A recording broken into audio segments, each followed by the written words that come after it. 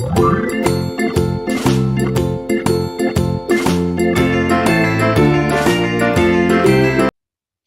আমরা ফার্স্ট একটা অঙ্ক দিয়ে স্টার্ট করব,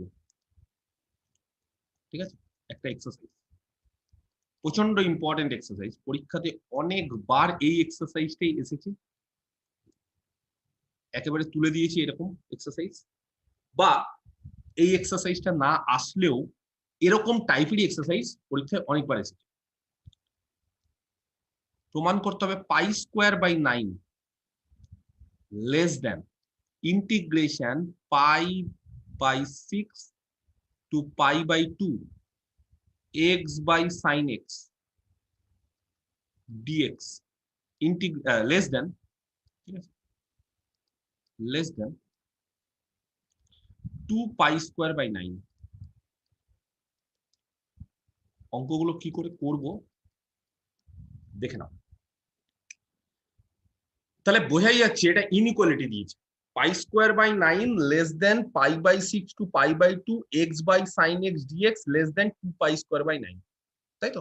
তাহলে এর আগের দিন আমরা ইনইকুয়ালিটি থিওরেম থেকে একবার জেনে গেছি, 1 নম্বর এফ একটা ফাংশন, জি একটা ফাংশন, দুটো ফাংশন যদি ক্লোজড এ বি থেকে আর এ হয় এবং দুটোই যদি ইন্টিগ্রেবল হয়,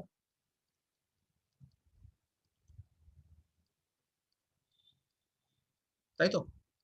দুটোই যদি ইন্টিগ্রেবল হয় আর যদি এফ এক্সটা greater than equal to g x হয় for all x belongs to closed a b, তাহলে আমরা বলতে পারি যে integration a to b f greater than equal to integration a to b g হবে, তাই না? কিন্তু এখানে দেখো আমাদের অঙ্কটাতে কি গ্রেটার দেন বা লেস দেন আছে? আমাদের অঙ্কটাতে মানে শুধু গ্রেটার দেন বা শুধু দেখো, মানে এইভাবে বলতে গেলে এটা হচ্ছে এটার থেকে বড় গ্রেটার দেন, আর 2 পাই স্কোয়ার বাই 9 হচ্ছে আবার ইন্টিগ্রেশন থেকে বড় গ্রেটার দেন, তাহলে শুধুমাত্র গ্রেটার দেন আছে, ইকুয়াল টুটা নেই।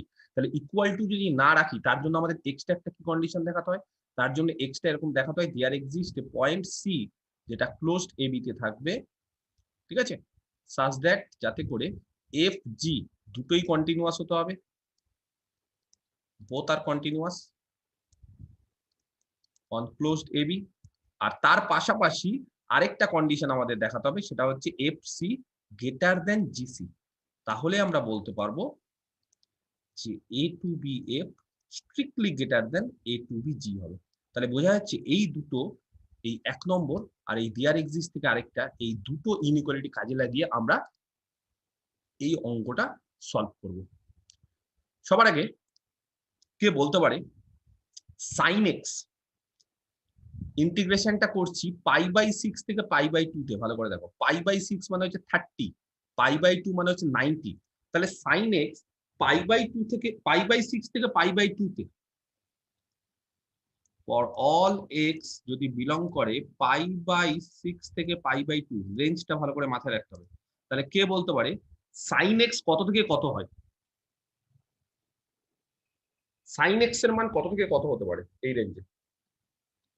সাইন পাই বাই 6 এর মান কত? সাইন 30, 1/2 সাইন 30 এর মান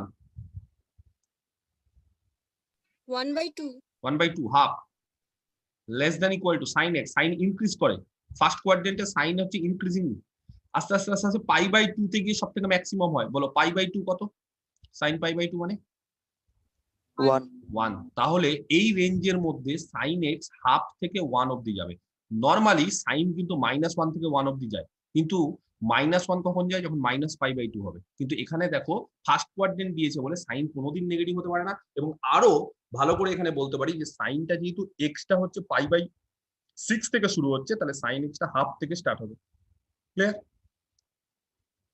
অর যদি আমরা এটাকে উল্টে দিই, উল্টে দেওয়া মানে সাইন এক্স এর জায়গায় 1 বাই সাইন এক্স করি, কি হবে? তাহলে ইনইকুয়ালিটিটা উল্টে যাবে, উল্টে গেলে হয়ে যাবে 1, এটা আগে হয়ে যায়, এটাও চেঞ্জ হয়ে যাবে, inequality 1 less than equal to 1 by sine x less than equal to 2 করা যাবে? আচ্ছা, বোথ সাইডে এক্স দিয়ে গুণ করি। কোশ্চেনটা হচ্ছে এক্স দিয়ে যে গুণ করব, এক্সটা যদি পজিটিভ হয় তাহলে ইনইকুয়ালিটিটা সেম থেকে যাবে, আদারওয়াইজ ইনইকুয়ালিটি কিন্তু চেঞ্জ হয়ে যেতে পারে। তো এবার কোশ্চেনটা যে এক্স কোথায় আছে, এক্স কোথায় আছে? π/6 থেকে π/2 তে, তাহলে বলতে পারি x হচ্ছে পজিটিভ, আর x যেহেতু পজিটিভ তাহলে x দিয়ে গুণ করলে ইনইকুয়ালিটি সেম থেকে যাবে। তাহলে x দিয়ে গুণ করছি, দেখো হবে। আমি কি বোঝাতে পারছি বিষয়টা? x less than equal to x by sin x less than equal to 2x, এটা আমরা পেলাম। ঠিক আছে, আচ্ছা ধরে নিচ্ছি fx x by sin x, এখানে x হচ্ছে আচ্ছা একবারই লাস্টে করুন, x কোথায় ওটা বলে দিব, ঠিক আছে, বারবার করে বলা তো gx x আর hx 2x, তিনটে ফাংশন ধরে নিলাম, কোথায় সবগুলো হচ্ছে x, π/6 থেকে π/2। এবার তোমরা বলো অ্যাজ যেহেতু gx, এই gx মানে x less than equal to fx less than equal to hx for all x belongs to π/6 থেকে π/2, ধরো এটাই ab, তাহলে এই থিওরেম অনুসারে কি হবে?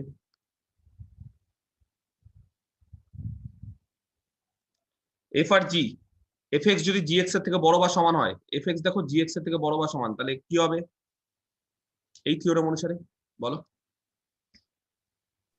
Sir, integration π/6 to π/2 gx integration π/6 থেকে π/2, এটাই ab, gx সেটা তার থেকে কে বড় বা সমান হবে? less than equal to integration π/6 to π/2 less than equal to integration π/6 to π/2 fx। আচ্ছা যখন এখানে gx দিচ্ছি না, তখন একটা কাজ করে এখানে dx দিই দাও, x যখন ইউজ করছি তখন এটা এখানে x দিই দাও, dx less than equal to, এখানে কি হবে একই রকম ভাবে π/6 থেকে π/2 integration hx dx, or gx এর ইন্টিগ্রেশন করো, gx মানে হচ্ছে x, তার ইন্টিগ্রেশন করো π/6 থেকে π/2 তে, কে বলতে পারে কত হবে?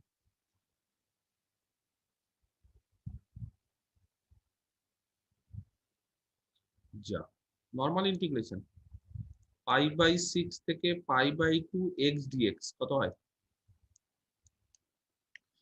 x এর ইন্টিগ্রেশন করলে x²/2 π/6 থেকে π/2 কত হয় বলো? হাফ বাইরে বের করে দাও, x² মানে π²/4 মাইনাস π²/36, ক্যালকুলেশন করে দেখো তো কত হচ্ছে।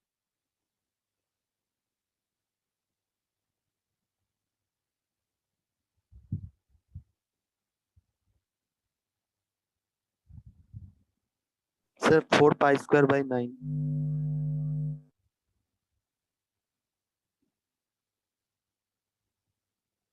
4 pi square pi square by 9. Sir, pi square by 9. pi²/9 Hmm. মিললো, এসছে pi²/9, তাহলে এটার হ্যাঁ ইন্টিগ্রেশন স্যার। করলে হয় pi²/9 less than equal two, যেটা দেওয়া আছে π/6 থেকে π/2 fx dx less than equal two, আচ্ছা hx এর মান হচ্ছে 2x, তাহলে বলো x এর ইন্টিগ্রেশন যদি করি তাহলে 2x এর কত হবে? একই রেঞ্জ তো, 2 pi²/9 জাস্ট গুণ হয়ে যাবে, এখানে যদি 2 দিয়ে গুণ করি তাহলে 2 বাইরে বেরিয়ে গেল, এটা তাহলে কেটে গেল। তো এবার আমরা দেখো যেটা প্রমাণ করলাম আর যেটা অঙ্কতে দিয়ে দিয়েছে সেটা কি এক না কোথাও একটু ডিফারেন্স আছে? যেটা প্রমাণ করতে দিয়েছে সেখানে দেখো এখানে ইকুয়াল টু নেই, লেস দেন, আর আমরা যেটা করেছি সেখানে দেখো এখানে ইকুয়াল টু আছে, তাহলে যে করেই হোক ইকুয়াল টু সাইনটা আমাদের রিমুভ করতে হবে। কি করে ইকুয়াল টু সাইনটা রিমুভ করব? তার জন্য এবার আমাদের সেকেন্ড এই থিওরেমটা কাজে লাগাবো। তাহলে দেখো এখানে আমাদের ইকুয়াল টু ছিল কিন্তু এখানে আমরা ইকুয়াল টু ইউজ করিনি, কারণ হিসেবে কি আমাদের দুটো জিনিস দেখাতে হবে, যে এরকম একটা সি পয়েন্ট খুঁজতে হবে যাতে করে F G both are continuous হবে, ওই ইন্টারভ্যালের মধ্যে, সরি কন্টিনিউয়াস এখানে ভুল লিখেছি, অ্যাট সি, সিতে, তাই তো সিতে কন্টিনিউয়াস হবে, আর তার পাশাপাশি f c greater than gc হতে হবে। তাহলে এবার তোমাদের কাজ হচ্ছে এরকম একটা সি খোঁজা, ভালো করে দেখো, যাতে করে এই সি এর আন্ডারে বা এমন একটা সি খুঁজবো যাতে করে এফ জি এইচ এরা সবাই হচ্ছে ওই সি পয়েন্টে যাতে কন্টিনিউয়াস হয়, কারণ এখানে তিনটে ফাংশন আছে, এফ জি এইচ, জি এর থেকে এফ বড়, এফ এর থেকে এইচ বড়, আর তার পাশাপাশি GC less than FC less than HC, এটাও দেখাতে হবে। জিসির থেকে এফসি বড়, এফসির থেকে এইচসি বড়, যদি এরকম ভাবে দেখিয়ে দিতে পারি তাহলে এই থিওরেম থেকে বলতে পারি যে এই ইকুয়ালিটি সাইনটা উঠে যাবে। আমি কি বোঝাতে পারছি বিষয়টা? ক্লিয়ার? না কারো কোনো কোশ্চিন আছে তো বল। তাহলে এইবার কোশ্চিনটা হচ্ছে যেটা, যে আমরা এরকম একটা সি পয়েন্ট খুঁজবো, ঠিক আছে? কত খুঁজবো সি পয়েন্ট? দেখো, আচ্ছা সি পয়েন্ট এমন খুঁজতে হবে যাতে করে ইন্টারভালের মধ্যে থাকে। ইন্টারভালটা বলে দিয়েছে π/6 থেকে π/2, π/6 থেকে π/2 এর মধ্যে আমরা একটা পয়েন্ট খুঁজবো যাতে করে প্রত্যেকটা ফাংশন, আচ্ছা একটা জিনিস, একটা মজার জিনিস বলে দিই, ফাংশন গুলো দেখো fx gx hx, তো একটা জিনিস বলে দিই, gx সব জায়গাতে কন্টিনিউয়াস, যে কোনো জায়গায়। x, ঠিক আছে, x কি একটা কন্টিনিউয়াস ফাংশন না, y equal to x straight line, y equal to 2x, hx টা হচ্ছে 2x, তাহলে এটাও কন্টিনিউয়াস। আর এটা যেহেতু ফার্স্ট কোয়াড্রেন্ট বলে দিয়েছে, জিরোতে সমস্যা হয়, ফার্স্ট কোয়াড্রেন্ট যেহেতু বলে দিয়েছে π/6 থেকে π/2, তাহলে এই ফাংশনটাও সব জায়গাতে কন্টিনিউয়াস। তার মানে সি পয়েন্টটা যেটা খুঁজবো এই ইন্টারভালের মধ্যে, সেই ইন্টারভালের মধ্যে সি পয়েন্টে এফ জি এইচ এগুলো সবই কন্টিনিউয়াস হবে, সেটা নিয়ে আমাদের আর এক্সট্রা ভাবে ভাবার দরকার নেই। আমাদের খালি একটা জিনিস ভাবতে হবে, এমন সি খুঁজতে হবে যাতে করে জিসির থেকে এফসি বড় হবে, এফসির থেকে এইচসি বড় হবে। আমি একটা সি পয়েন্ট খুঁজছি, ধরে নি একটা পয়েন্ট নিলাম সি π/3, ভালো করে দেখো, একটা পয়েন্ট নিলাম π/3। আচ্ছা এফ জি এইচ অল আর কন্টিনিউয়াস, প্রত্যেকে কন্টিনিউয়াস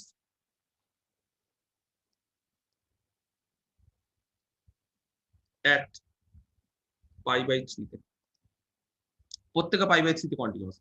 এবার তোমাদের যেটা কাজ সেটা হচ্ছে দেখানো জি π/3 তার থেকে এফ π/3 বড় কিনা,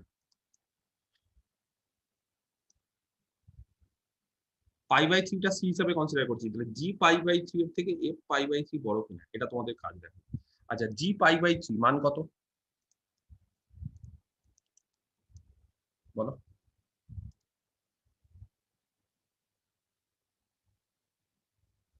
জি π/3 কত হবে? π/3, আর এফ π/3 কত হবে? কে বলতে পারে এফ π/3?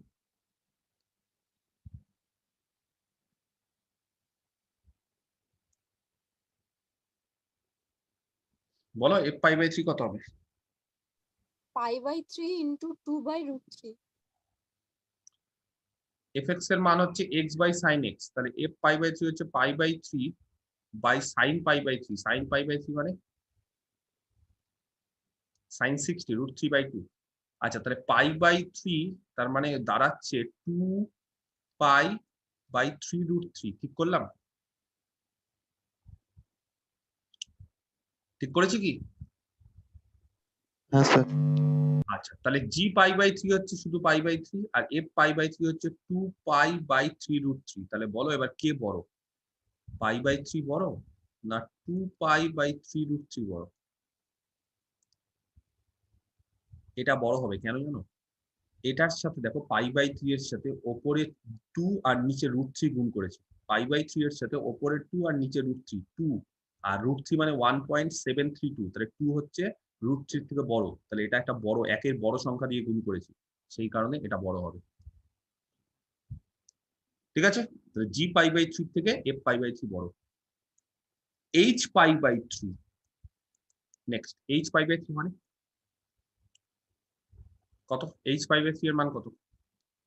2x, 2π/3, তাহলে 2π বাই 3√3 এর থেকে 2/3 বড় হবে, কারণ √3 হচ্ছে 1 এর থেকে বড় সংখ্যা, সেটা দিয়ে আমি কি করেছি, ভাগ করেছি, আর এখানে 1 দিয়ে ভাগ করেছি, তাহলে এটা বড় হবে। বুঝতে পারলাম? তাহলে therefore কি বলতে পারি আমরা, FGH সব কন্টিনিউয়াস, C পয়েন্ট মানে π/3 তে, এবং G π/3 তার থেকে F π/3 বড়, তার থেকে H π/3 বড়, তাহলে কি বলতে পারি বলো? তাহলে আমরা বলতে পারি যে π/6 থেকে π/2 GX DX এটা লেস দেন হয়ে যাবে, তখন আর ইকুয়াল টু হবে না। π/6 থেকে π/2 FX DX লেস দেন π/6 থেকে π/2 HX DX। এবার মানগুলো বসিয়ে নাও, তাহলে এটা মান হয়ে যাবে π²/9, যেটা অলরেডি আমরা করে এসেছি, এটা হয়ে যাবে 2π²/9, আর এটা x/sin x। আমি কি বোঝাতে পারলাম অঙ্কটা? তাহলে পরের লাইনে অর লিখে ফেলো ওটা তোমরা অ্যান্সারটা। তাহলে লেস দেন থাকলে আমাদের এক্সট্রা একটা কাজ, এই কাজটা আমাদের এক্সট্রা করতে হবে, যেরকম একটা সি পয়েন্ট খুঁজতে হবে, যেখানে এফ জি এইচ এরা সবাই হচ্ছে সি পয়েন্টে কন্টিনিউয়াস, আর ইনইকুয়ালিটিটা স্যাটিসফাই করতে হবে। কারো কোনো কোশ্চেন থাকলে আমাকে বলো, ঠিক আছে?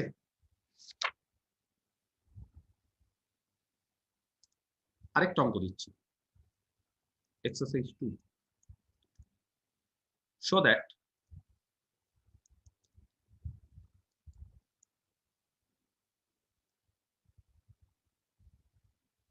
(1/3√2) ভালো করে দেখে নাও অঙ্কটা, less than integration 0 to 1 x² / √1 + x dx less than 1/3। কি করলাম দেখে নাও, 1/3√2 less than integration 0 to 1 x² / √1 + x dx less than 1/3। তো কোশ্চিনটা হচ্ছে এইবার একই রকম ভাবে আগের মতোই অঙ্কটা, আগের বার দেখো π²/9 লেস দেন, এটা ছিল লেস দেন 2π²/9, আর এবার হচ্ছে 1/3√2 less than integration 0 to 1 dx, এইটা হচ্ছে মানটা লেস দেন 1/3। তাহলে এবার রেঞ্জটা হচ্ছে 0 থেকে 1, তাহলে এখানে আমাদের এমন দুটো ফাংশন খুঁজতে হবে যাতে করে 0 থেকে 1 এ যদি তার ইন্টিগ্রেশন করি তাহলে 1/3√2, আর এখানে হবে 1/3। আগের অঙ্কটা বুঝতে পারা গেছে? আগের অঙ্কটা আমি কেন এরকম ভাবে এটা এক্স হলো, কারণ এক্স এর যদি আমি ইন্টিগ্রেশন করি এই রেঞ্জে π/6 থেকে π/2 তে, তাহলে এটা হয়ে যায় π²/9। সিমিলারলি 2x কে যদি ইন্টিগ্রেশন করি π/6 থেকে π/2 তে, তাহলে হয়ে যাবে 2π²/9। সেই জন্য দেখো আমি ইনইকুয়ালিটিটা কায়দা করে এখানে x আর এখানে 2x নিয়ে চলে এসেছিলাম। তো এবার এমন কিছু নিয়ে আসতে হবে যাতে করে ইন্টিগ্রেশন যদি করি 0 থেকে 1 এ এই মানটা আসবে 1/3√2, আর ইন্টিগ্রেশন করে যদি করি 0 থেকে 1 এ তাহলে এই মানটা আসবে 1/3। তাহলে বড় ইনইকুয়ালিটিটা কিভাবে স্টার্ট করব?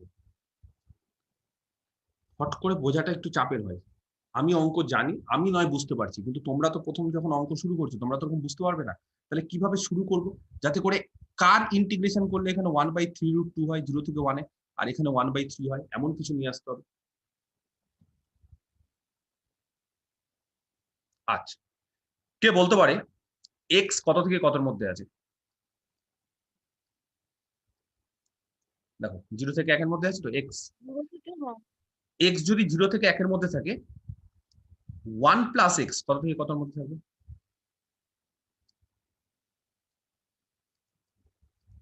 1 থেকে 2। 1 থেকে 2, তাহলে √1 + x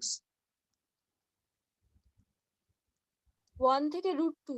1 থেকে √2, দেখো একটা রুট নিয়ে আসার চেষ্টা করলাম, এখানে রুট আছে বলে। এবার যদি আমি উল্টে দিই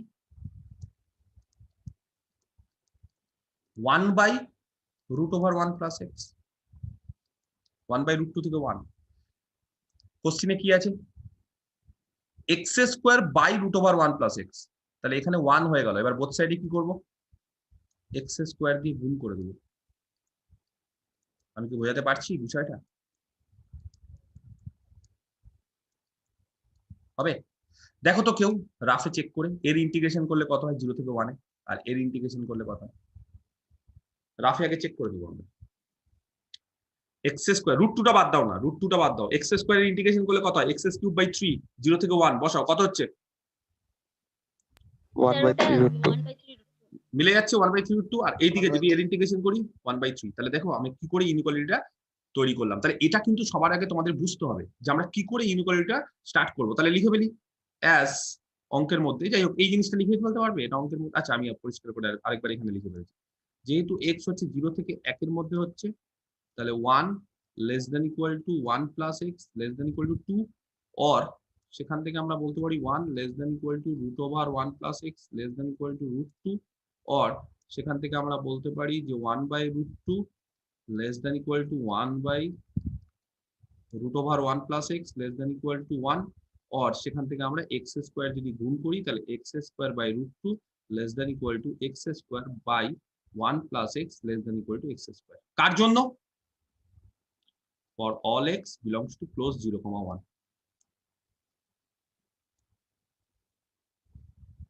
ঠিক আছে। আচ্ছা এইবার ইনইকুয়ালিটি পেয়ে গেছি, যদি আমরা ইন্টিগ্রেশন করি তাহলে ইন্টিগ্রেশন করলে দেখো এটা কি হয়ে যাবে, এর ইন্টিগ্রেশন করব 0 to 1 x square by √2 less than equal to integration 0 to 1 এইটা, আর ইন্টিগ্রেশন 0 to 1 x স্কয়ার। তাহলে ইনইকুয়ালিটিটা এখানে কি হয়ে যাবে, লেস দেন ইকুয়াল টু, এখানেও লেস দেন ইকুয়াল টু, কিন্তু কোশ্চেনে আছে লেস দেন, তাহলে ইকুয়াল টু সাইনটা উঠাতে গেলে কি করতে হবে বলো, আমাদের একটা সি খুঁজতে হবে। তাহলে সবার আগে fx টাকে ধরে নিই, যা দেওয়া আছে x square by √1 plus x, gx টাকে আমরা ধরে নিই x স্কয়ার বাই √2, আর hx টাকে আমরা ধরে নিই x স্কয়ার। কোন জায়গায় ধরবো, x যেখানে আছে, কোথায় আছে, ক্লোজ 0,1। তাহলে এবার আমরা প্রথমেই আর কিছু করব না, কারণ আমরা একবারে একটা সি পয়েন্ট কনসিডার করব। কে বলতে পারে সি পয়েন্টটা কত হবে?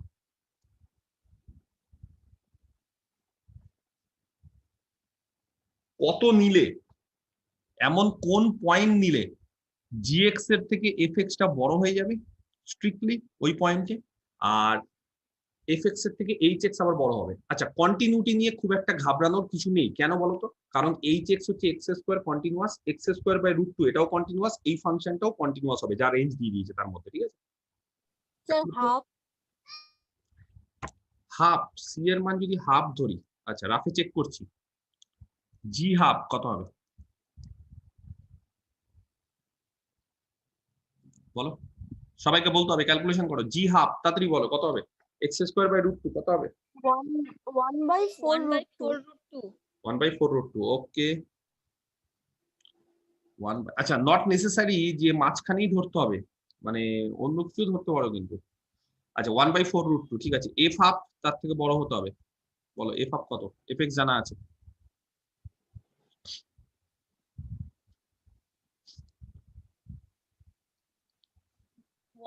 √2/4√3 হ্যাঁ √2/4√3 √2/4√3, আর এইচ হাফ 1/4। এবার জি হাফের থেকে এফ হাফ বড়, 1/4√2 থেকে √2/4√3 বড় হবে। 1/4√2 মানে কত, 1/4 ইন্টু 1.414, এর ক্যালকুলেশন করে দেখো না, দেখো তো বড় কিনা। জি হাফের থেকে কি এফ হাফ বড়?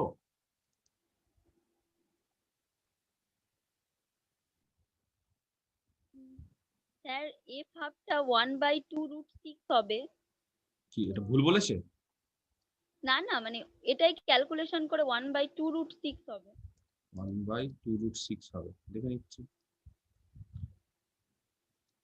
তুমি উপর নিচে 2 রুট দিয়ে গুণ করছো, 1/2√6, হ্যাঁ হবে। আর এটা 1/4√2।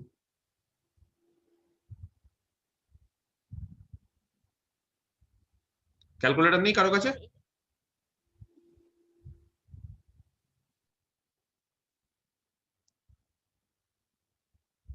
দেখো এটা এফ হাফের থেকে এইচ হাফ বড়, সেটা দেখে বোঝা যাচ্ছে।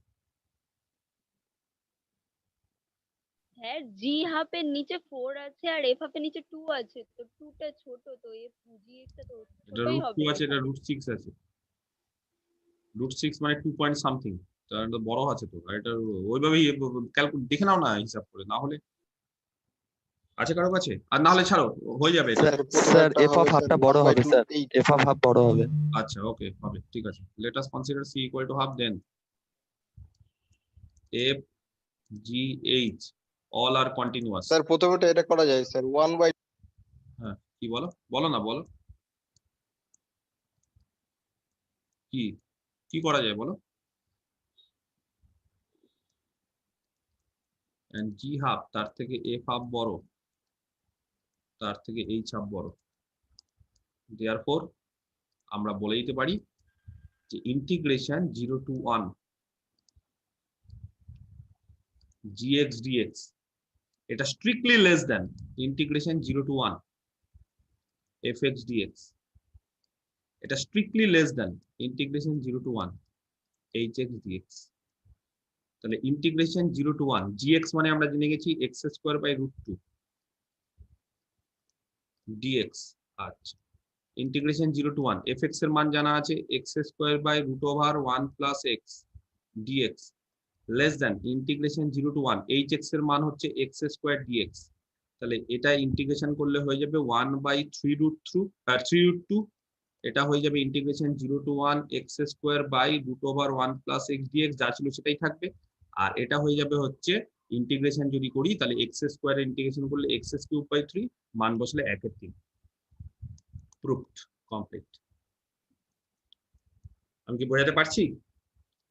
ক্লিয়ার? তাহলে এরকম টাইপের অঙ্ক কিন্তু আমি আরো বাড়ির কাজ এক্সারসাইজ থেকে দেব, আমাকে আজকে মনে করাবে শেষে যে ঠিক আছে স্যার আপনি এক্সারসাইজ দিবেন বলেছিলেন। তাহলে আমি দুটো অঙ্ক দেখিয়ে দিলাম, টাইপটা বুঝতে পারা গেছে কিরকম ভাবে করলাম। আরেকটা মানে আরো এরকম 3-4টা অঙ্ক আছে, সেগুলো সব বাড়ির কাজ দেব।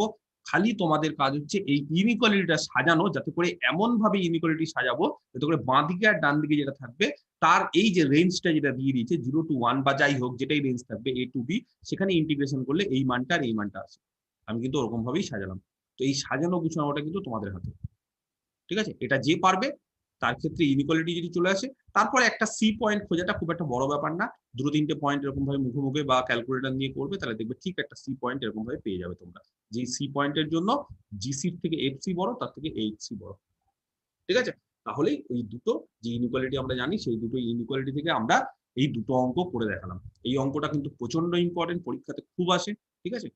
আর এইটা, আচ্ছা এই অঙ্কটার ক্ষেত্রে না এই পার্টটা আননেসেসারি আর করার দরকার নেই। এই যে এই পার্টটা না আননেসেসারি আর করার দরকার নেই, কারণ আমরা একবারেই সি দিয়ে শুরু করব। ইকুয়াল টুটা আর দেখানো মানে লেস দেন ইকুয়াল টুটা, এটা আননেসেসারি আর করার দরকার নেই। আমরা ডিরেক্ট কি করব, এরপরে এখানে চলে আসবো, যেরকম একটা সি খুঁজে নিব, যেরকম ভাবে এই অঙ্কটা করালাম। এই অঙ্কটাতে দেখো আমি আননেসেসারি কি আর জিএক্স দিয়ে কিছু করেছি, এফএক্স জিএক্স এইচএক্স খোঁজার পর কি করেছি আমরা, এরকম একটা সি পয়েন্ট নিয়ে নিয়েছি। তাহলে এখানেও কি করব, এরকম একটা সি পয়েন্ট থেকে শুরু করব, ঠিক আছে? তাহলে ওই ফার্স্ট থিওরেমটা আর অ্যাপ্লাই করবো না, একবারে ডিরেক্ট সেকেন্ড থিওরেমে চলে যাব। আমাদের কাজ হচ্ছে একটা সি খুঁজে ফেলা, এরকম ভাবে সি খুঁজতে হবে। যে ইন্টারভাল দিয়ে দিবে তার মধ্যে কিন্তু π/6 থেকে π/2, হ্যাঁ π/6ও হতে পারে, π/2ও হতে পারে, তখন দেখবে সি পয়েন্টটা যে আমরা খোঁজা স্টার্ট করেছিলাম সেটা কিন্তু ক্লোজড এবি থেকে। ক্লোজড এবির মধ্যে যে কোনো পয়েন্ট হতে পারে, তাহলে সিটা এও হতে পারে, ফার্স্ট পয়েন্টও হতে পারে, লাস্ট পয়েন্টও হতে পারে, আবার সিটা এ আর বি এর মাঝখানেও হতে পারে। ক্লিয়ার? আচ্ছা, আরেকটা এক্সারসাইজ দিচ্ছি, ঠিক আছে? একটা function f is continuous on closed AB। একটা ফাংশন f closed AB তে কন্টিনিউয়াস। আচ্ছা, fx হচ্ছে গ্রেটার দ্যান ইকুয়াল টু 0, ভালো করে অঙ্কটা পড়ে নিতে হবে। On closed AB fx greater than equal to 0, তার মানে গ্রেটার দ্যান 0 হতে পারে, ইকুয়াল টু 0 হতে পারে। And integration a to b f always 0, সবসময় 0। তাহলে প্রমাণ করতে হবে, প্রুভ দ্যাট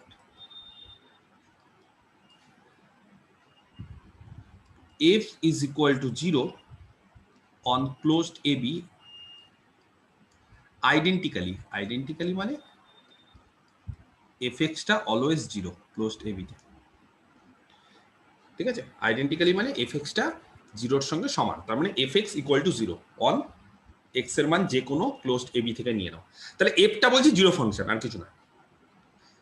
অঙ্কটা একটু ভালো করে পড়ে নি, এফ বলে দিয়েছে continuous, f x greater than equal to 0, integration a to b f 0, তিনটে জিনিস বলে দিয়েছে। তাহলে বলছে এফটা 0 দেখাতে হবে। আচ্ছা, সবার আগে বলে দিই, যেহেতু এফটা বলে দিয়েছে কন্টিনিউয়াস অন ক্লোজড এবি, তাহলে কন্টিনিউয়াস হলে এফটা ইন্টিগ্রেবল হয়। কোনো একটা ফাংশন যদি কন্টিনিউয়াস হয় ক্লোজড ইন্টারভাল এবিতে, তাহলে ফাংশনটা কি হবে? ইন্টিগ্রেবল। সেই জন্য দেখো এ টু বি এফ এটা বের করতে পেরেছে, এবং এ টু বি এফটা বলে দিচ্ছে 0, আর এফ এক্সটা গ্রেটার দেন ইকুয়াল টু 0, তাহলে এফটা হচ্ছে আইডেন্টিক্যালি 0। ধরে নি এফটা আইডেন্টিক্যালি 0 না।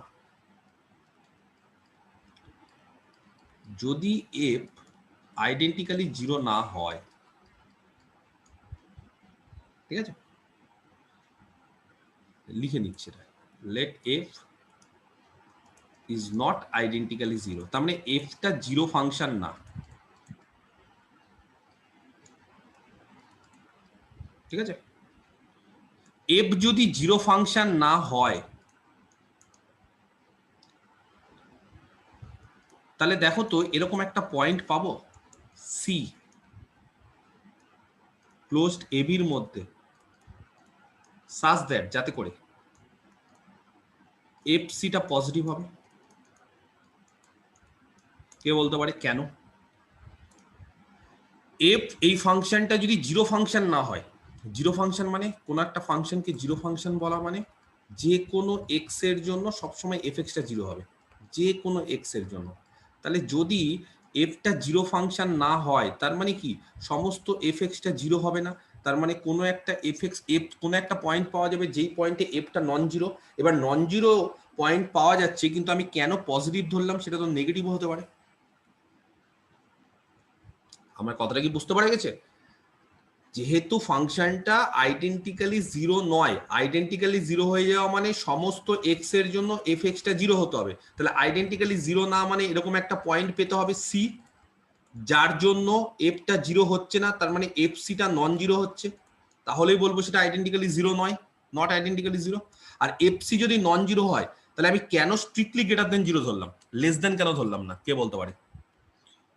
কারণ স্যার ফাংশনটা প্রথমে বলে দিচ্ছে greater than or equal to 0, আর close interval a comma b থেকে একটা পয়েন্ট সি নিয়েছি। ভেরি গুড, এফ এক্সটা প্রথমেই বলে দিয়েছে গ্রেটার দেন ইকুয়াল টু 0। তার মানে যে কোনো এক্স তোমরা নাও, এফ এক্সটা হয় 0 হবে বা পজিটিভ হবে। তাহলে আমি যদি ধরি যে কোনো একটা সি পাওয়া যাচ্ছে যার জন্য এফ সিটা 0 নয়, তার মানে এফ সিটা পজিটিভ হতে হবে, নেগেটিভ কোনো সময় হতে পারে না, কারণ বলেই দিয়েছে ফাংশনটা always greater than equal to 0, হয় 0 বা পজিটিভ। তাহলে এফ সি যদি 0 না হয়, তাহলে অবশ্যই এফ সি কি হতে হবে? পজিটিভ। ক্লিয়ার? ফাংশনটা কন্টিনিউয়াস গোটা এবিতে, তাহলে ফাংশনটা গোটা এবিতে যদি কন্টিনিউয়াস হয়, তাহলে বলতে পারি ফাংশনটা সিতেও কন্টিনিউয়াস হবে।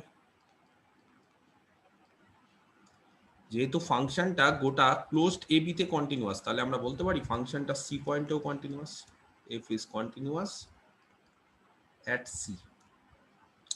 এবার তোমরা বলো f c positive, f c পয়েন্টে কন্টিনিউয়াস, দেন এফ এক্স যদি গ্রেটার দেন ইকুয়াল টু 0 হয় for all x belongs to closed a b, তাহলে কি ইমপ্লাই করবে?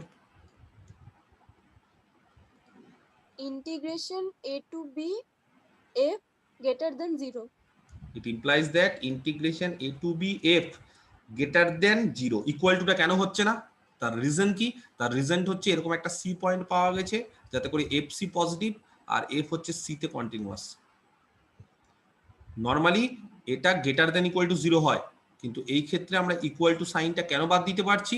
যেহেতু এখানে এই কন্ডিশনটা সেকেন্ড কন্ডিশন, এক্সট্রা অ্যাডিশনাল কন্ডিশনটা অ্যাড হয়েছে। তাহলে এ টু বি এফ কি হবে? অলওয়েজ পজিটিভ হবে। কিন্তু কোশ্চেনে কি বলে দিয়েছে? কোশ্চেনে কি বলে দিয়েছে? এ টু বি এফটা কি? 0। তাহলে এ টু বি এফ বলে দিয়েছে 0, হুইচ ইজ এ কন্ট্রাডিকশন। ঠিক আছে, বোঝাতে পারছি? Which is a contradiction. কেন কন্ট্রাডিকশন? কারণ কোশ্চেনে বলে দিয়েছে এ টু বি এফ ইন্টিগ্রেশনের ভ্যালু এফ এর সবসময় 0 হবে। অতএব আমরা যেটা ধরেছি আমাদের অ্যাজাম্পশনটা ভুল।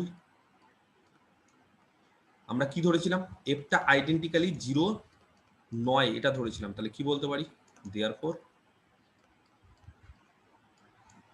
f is equal to 0 on AB identically। ঠিক আছে, তার মানে fx টা সমস্ত এক্স এর জন্য ক্লোজড এবির মধ্যে যত এক্স থাকবে তার জন্য 0 হবে। ঠিক আছে, আচ্ছা এইবার এটা গেল হচ্ছে ফার্স্ট পার্ট। আমরা রিমান ইন্টিগ্রেশনের এতদিন ধরে যে রিমান ইন্টিগ্রেশন করছি সেই রিমান ইন্টিগ্রেশনের এটা গেল হচ্ছে ফার্স্ট পার্ট। এইবার রিমান ইন্টিগ্রেশনের আমরা সেকেন্ড পার্টে ঢুকবো। সেকেন্ড পার্ট হচ্ছে ফান্ডামেন্টাল থিওরেম। এই পার্টে মেন যেটা জিনিস সেটা হচ্ছে ফান্ডামেন্টাল থিওরেম এবং তার অ্যাপ্লিকেশন, আর কিছু না এই পার্টটা নিয়ে। তো ফান্ডামেন্টাল থিওরেমের আগে আমাদের একটা ডেফিনেশন আগে জেনে নিই, ঠিক আছে? সেই ডেফিনেশনটা আগে জানতে হবে। ধরো একটা ফাংশন দিলাম স্মল এফ, ক্লোজড এবি থেকে আর, ঠিক আছে? P integrable on closed ab. আচ্ছা, আগের পার্টটা আশা করি যে আমি ফার্স্ট পার্টটা করালাম এতদিন ধরে, সেখানে কোনো খুব একটা সমস্যা হওয়ার কথা না।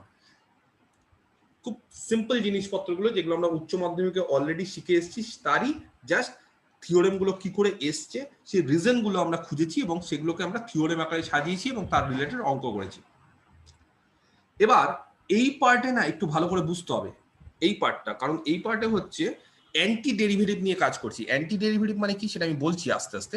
তো এই পার্টটাতে যাদের যদি কোনো সমস্যা হয় বুঝতে, তো আমাকে কিন্তু কোশ্চিন করবে, ঠিক আছে? কারণ এই পার্টটা হচ্ছে একটু বুঝতে হবে, খুব কনসেপচুয়াল। ধরো একটা ফাংশন ধরে দিলাম এফ, ক্লোজড এবি থেকে আর, সেই ফাংশনটা হচ্ছে ইন্টিগ্রেবল ক্লোজড এবি তে। তাহলে then for each x belong to closed a b, যে কোনো এক্স যদি ক্লোজড এবি তে থাকে তাহলে কি আমরা এরকম বলতে পারি যে f is integrable on closed a to x. কি বললাম? ধরো একটা ফাংশন ক্লোজড এবি তে দেওয়া আছে, সেই ফাংশনটা ইন্টিগ্রেবল। একটা ফাংশন ধরো, একটা ফাংশন দিয়ে দেওয়া আছে গোটা ইন্টারভাল এবি তে ইন্টিগ্রেবল, ঠিক আছে? এটা ফাংশনটা ধরো এফ। এবার ধরো একটা পয়েন্ট নিলাম, সেই পয়েন্টটা কি বলছি এক্স, যেটা এবির মধ্যে কোথাও একটা আছে, ধরো এক্স। তাহলে এবার আমি যদি বলি কোনো একটা ফাংশন গোটা এবি তে ইন্টিগ্রেবল, তাহলে এ থেকে এক্স এ ইন্টিগ্রেবল হবে না? হবে না? হবে স্যার। হবে, গোটা এবি তে ইন্টিগ্রেবল হবে এ থেকে এক্স এ। আচ্ছা, এক্স এর মানটা যদি এখানে নিই তাও হবে? হ্যাঁ হবে। এক্স এখানে নিলেও হবে, এ থেকে এক্স, এক্স এখানে নিলেও হবে। আচ্ছা, এক্স যদি এখানে নিই হ্যাঁ হবে। কি করে? এক্স যদি এখানে নিই তাহলে ইন্টিগ্রেশনটা কি হয়ে যাবে? এ থেকে এক্স এফ এক্স ডিএক্স, তাই না? এক্স যদি এ হয়ে যায় তাহলে কি হবে? এ থেকে এ। এর মান কত হয় জানো? 0। A to a f x d x 0, কিন্তু ইন্টিগ্রেশন হয় কিনা? আচ্ছা, এক্স যদি এই পয়েন্টটা হয়,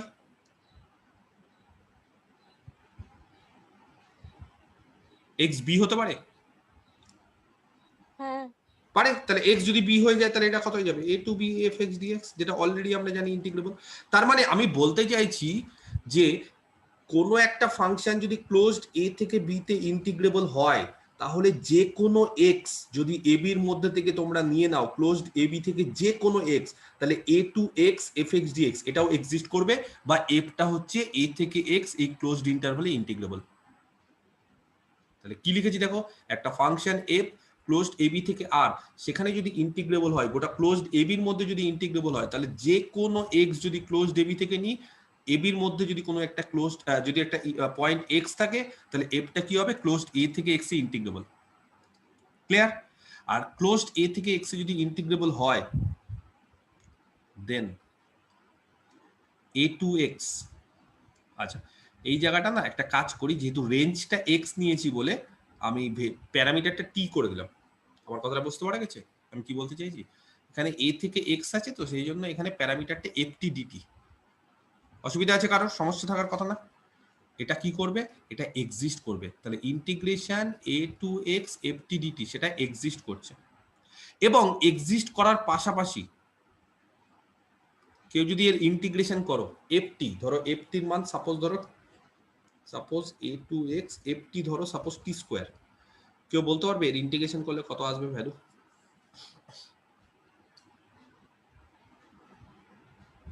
কত আসবে? x cube by 3 minus a cube by 3. x cube by 3 minus a cube by 3। এই যে ইন্টিগ্রেশনটা x এর উপর ডিপেন্ড করছে। x যদি চেঞ্জ করে দিই, ধরো x এর মান একবার নিলাম হাফ, একবার নিলাম x এর মান 1/3, একবার নিলাম x এর মান 1, ইন্টিগ্রেশনটা চেঞ্জ হবে? ভ্যালুটা চেঞ্জ হবে ইন্টিগ্রেশনের ভ্যালু? হ্যাঁ স্যার, চেঞ্জ হবে। বলতে পারি এই যে ইন্টিগ্রেশনটা এক্সিস্ট করছে এবং ডিপেন্ড করছে x এর উপর, ঠিক আছে? এটা x এর উপর ডিপেন্ড করছে। তাহলে a2x ft dt এটা তো এক্সিস্ট করছেই, কারণ a থেকে b তে ইন্টিগ্রেবল মানে a থেকে x এ ইন্টিগ্রেবল, তাহলে a2x ft dt এক্সিস্ট করছে এবং এর ইন্টিগ্রেশনের ভ্যালুটা কিন্তু t এর উপর ডিপেন্ড করছে না, কারণ আলটিমেটলি t এর রেসপেক্টে ইন্টিগ্রেশন করার পর মানটা বসাচ্ছি x এর। a তো ফিক্সড, a তো ইন্টারভাল ফিক্সড, তাহলে x টা হচ্ছে ভেরিয়েবল। x যে কোনো কিছু হতে পারে, যে কোনো পয়েন্ট হতে পারে a b এর মধ্যে, তাহলে x অনুসারে এই ইন্টিগ্রেশনের ভ্যালুটা চেঞ্জ হবে। তার মানে আমি বলতে চাইছি যে এই যে ইন্টিগ্রেশনের ভ্যালুটা সেটা ডিপেন্ড করছে x এর উপর। ক্লিয়ার? Therefore আমরা একটা নতুন ফাংশন ইন্ট্রোডিউস করব। ভালো করে দেখো, উই ডিফাইন, ঠিক আছে, এ ফাংশন, আমরা একটা নতুন ফাংশন ডিফাইন করছি, ক্যাপিটাল এফ ফাংশনটাকে। কার উপর? ক্লোজড এ বির উপর, গোটা এ বি ক্লোজড ইন্টারভালের উপর, বাই, ভালো করে দেখো ক্যাপিটাল এফ কে কিভাবে আমরা ডিফাইন করছি, f x equal to integration a to x f t d t. এই এফ এক্স ফাংশনটা কি করে আমরা ইন্ট্রোডিউস করলাম? A to x f t d t. এই এফ এক্স এর উপরই এবার আমাদের গোটা সেকেন্ড পার্টে রিমেন ইন্টিগ্রেশনের এফ এক্স এর উপরই আমরা বিভিন্ন রকম কাজ করব বা অ্যাপ্লিকেশন করব। তাহলে এফ এক্স ফাংশনটা ভালো করে বুঝতে পারা গেছে, a to x f t d t. এই এফ এক্স ফাংশনটা সবসময় কি এক্সিস্ট করে? এই এফ এক্স সবসময় এক্সিস্ট করবে? কে বলতে পারে? এই এফ এক্স ফাংশনটা অলওয়েজ এক্সিস্ট করবে? না, নাও করতে পারে। হ্যাঁ স্যার। যদি স্মল এফটা ইন্টিগ্রেবল না হয়, ধরো স্মল এফ যদি ইন্টিগ্রেবল হলো না, ইন্টিগ্রেবল নয়, তাহলে এফ এক্সটা এক্সিস্ট করবে? Capital f x? হ্যাঁ, ইন্টিগ্রেবল না হলে হবে না। স্মল এফ কে ইন্টিগ্রেবল হতে হবে সবার আগে। তাহলে স্মল এফ যদি ইন্টিগ্রেবল না হয়, তাহলে এই যে এই ইন্টিগ্রেশনটা হবে না। তো এ টু এক্স এফ টি কি করে এক্সিস্ট করবে? তাহলে এই ইন্টিগ্রেশনটাকে সবার আগে এক্সিস্ট করতে হবে, তারপর তাহলেই তো ক্যাপিটাল এফটা এক্সিস্ট করবে। তাহলে ক্যাপিটাল এফ মানে কত? Integration a to x f t d t. কেন ক্যাপিটালটা এফটা এক্স এর ফাংশন দিয়েছি? এখানে যদি এর ইন্টিগ্রেশন করো, এটা টি এর উপর ডিপেন্ড করছে। তো ইন্টিগ্রেশনটা টি এর রেসপেক্টে ইন্টিগ্রেশন করার পর তারপরে যখন ভ্যালুগুলো বসাবো, তো আলটিমেটলি কার ফাংশন হবে বুঝতে পারা গেছে? আলটিমেটলি এটা কিন্তু এক্স এরই ফাংশন হবে। কারেক্ট? তাহলে ক্যাপিটাল এফ অফ এক্স কিন্তু a to x f t d t. অনেকে এটা ভুল করে যে স্যার এখানে তো টি আছে, তাহলে এখানে কেন টি করছি না, এক্স করছি না? এখানে এক্স হবে, এই রেঞ্জটার উপর ডিপেন্ড করবে। এ ফিক্সড, এক্স হচ্ছে ভেরিয়েবল। এক্স চেঞ্জ হলে ক্যাপিটাল এফ এক্সটা চেঞ্জ হবে। ক্লিয়ার? তাহলে ক্যাপিটাল এফ এক্স এই ফাংশনটা কখন এক্সিস্ট করে? যদি স্মল এফটা ইন্টিগ্রেবল হয়, তাহলে এক্সিস্ট করবে। ক্লিয়ার? বোঝাতে পেরেছি হ্যাঁ কি না? আচ্ছা, একটা থিওরেম আছে। থিওরেমটা বলেছে, ধরো স্মল এফ একটা ফাংশন ক্লোজড এবি থেকে আর এ, বি ইন্টিগ্রেবল অন ক্লোজড এবি। সবার আগে বলে দিচ্ছে স্মল এফটা হচ্ছে ক্লোজড এবি তে ইন্টিগ্রেবল, ঠিক আছে? Then the function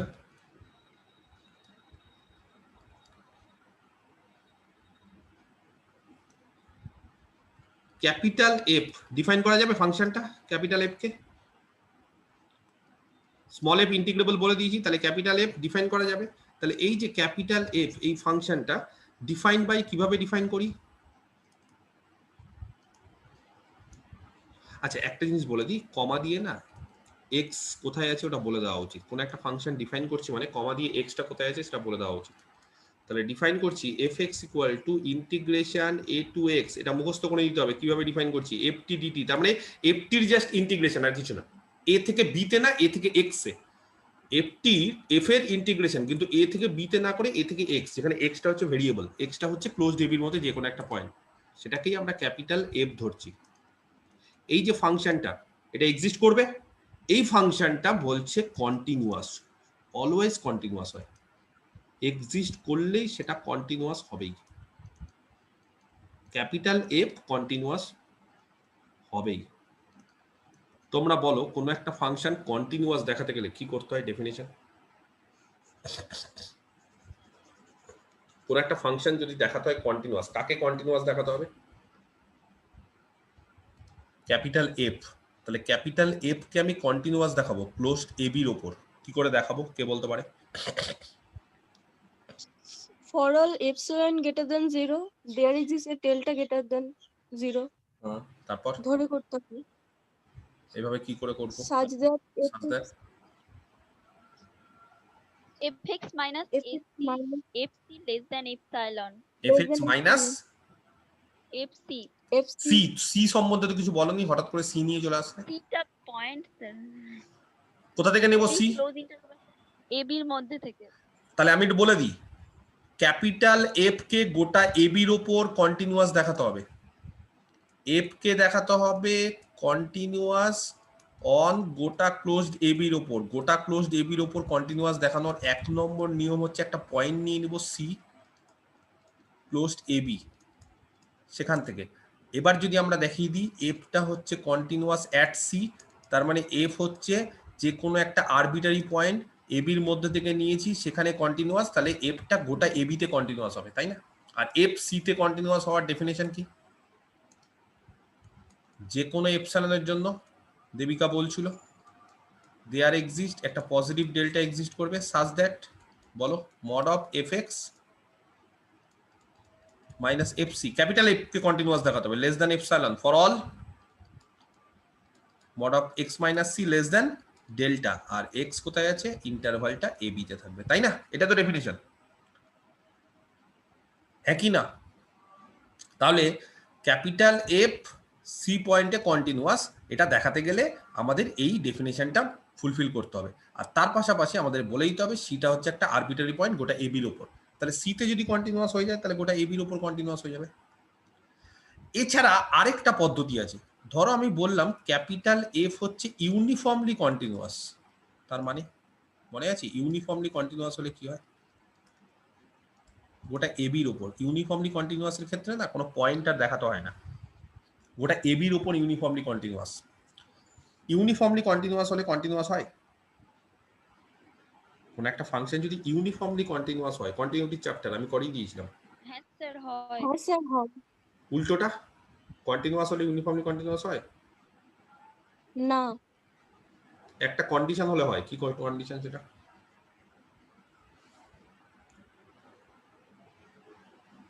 ইন্টারভালটা close and bounded নিতে হবে। কারেক্ট মুকেশ, ইন্টারভ্যালটা ক্লোজড আর বাউন্ডেড হতে হবে, তাহলে কন্টিনিউটি ইমপ্লাই করবে ইউনিফর্মলি কন্টিনিউটি। যাই হোক, এটা আমি জাস্ট ধরলাম, আমাদের এখানে বিষয় হচ্ছে এফটাকে যদি আমি ইউনিফর্মলি কন্টিনিউয়াস দেখাই সেখান থেকে বলতে পারবো এফটা কন্টিনিউয়াস হবে। কে বলতে পারি ইউনিফর্মলি কন্টিনিউয়াস ডেফিনেশন কি, কি করে দেখাই ইউনিফর্মলি কন্টিনিউয়াস?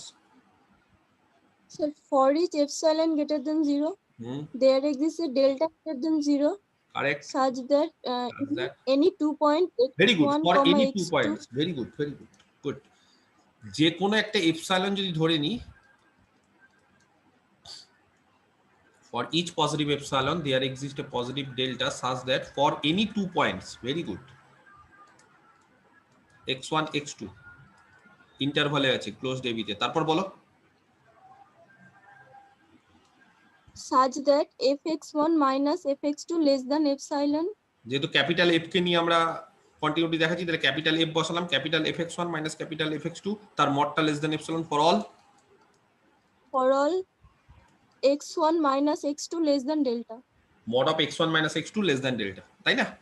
যেখানে x1 x2 কোথায় আছে, এ বির মধ্যে আছে, আগেই বলে দিয়েছি, তাহলে এটা হচ্ছে ইউনিফর্মলি কন্টিনিউটি ডেফিনেশন, সেটাকে কাজে লাগাবো, সেটাকেই আমরা কাজে লাগাবো। তাহলে দেখো কি করে আমরা ক্যাপিটাল এফটাকে কন্টিনিউয়াস দেখাচ্ছি। তাহলে সবার আগে আমাদের উদ্দেশ্য ক্যাপিটাল এফটাকে ইউনিফর্মলি কন্টিনিউয়াস দেখানো। ইউনিফর্মলি কন্টিনিউয়াস যদি দেখিয়ে দিতে পারি তাহলেই কন্টিনিউটি ইজিলি আমাদের প্রমাণ হয়ে যাবে। দুটো পয়েন্ট তাহলে চুজ করে ফেলি। লেট একটা হচ্ছে x1 আর একটা হচ্ছে x2 বি এনি 2 পয়েন্টস। ঠিক আছে, on closed ab. Closed AB থেকে যে কোনো দুটো পয়েন্ট চুজ করলাম, একটা হচ্ছে x1 একটা x2। আচ্ছা, কে বলতে পারে fx1 কত হবে? আচ্ছা, এই যে এটা হচ্ছে fx, fxটাকে আমি বক্স করে দিচ্ছি। তাহলে বলো fx1 কত হবে? এই formula integration a to x1 ft dt। Integration a to x এর জায়গায় x1 ft dt। Very good. Similarly fx2 কত হবে? Integration a to x2 ft dt। কে বলতে পারে তাহলে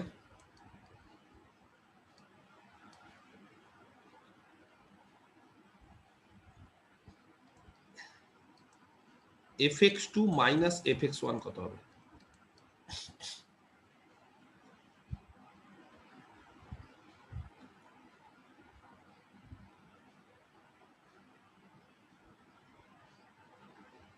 integration a to x2 ft dt minus integration a to integration a to x1 ft x2 ft dt minus, very good, integration কি বললে a to x1 ft dt। যা মানগুলো আছে বসিয়ে দিলাম। আচ্ছা, একটা জিনিস দেখো তো, integration a to x2 ft dt আছে। আচ্ছা, এই মাইনাস এর জায়গাতে এরকম করতে পারি আমরা, integration a to x2 ft dt মাইনাসটাকে প্লাস করে দিলাম, আর তার জায়গাতে x1 two a ft dt। অসুবিধা আছে কারোর? না স্যার। নেই। এবার বলো এই ফর্মুলা থেকে x1 থেকে a ft dt R a থেকে x2 ft dt যোগ করলে কি হয়? এরকম একটা ফর্মুলা শিখিয়েছিলাম।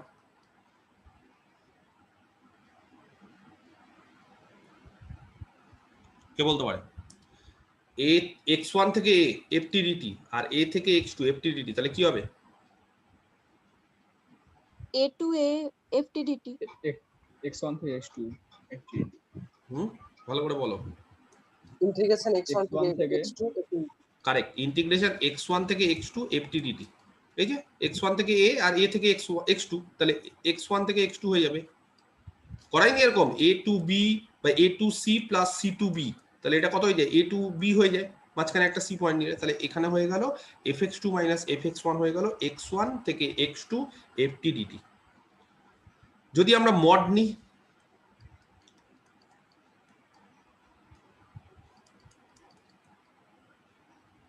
যদি এখানে মড নিয়ে নিই তাহলে কি হবে?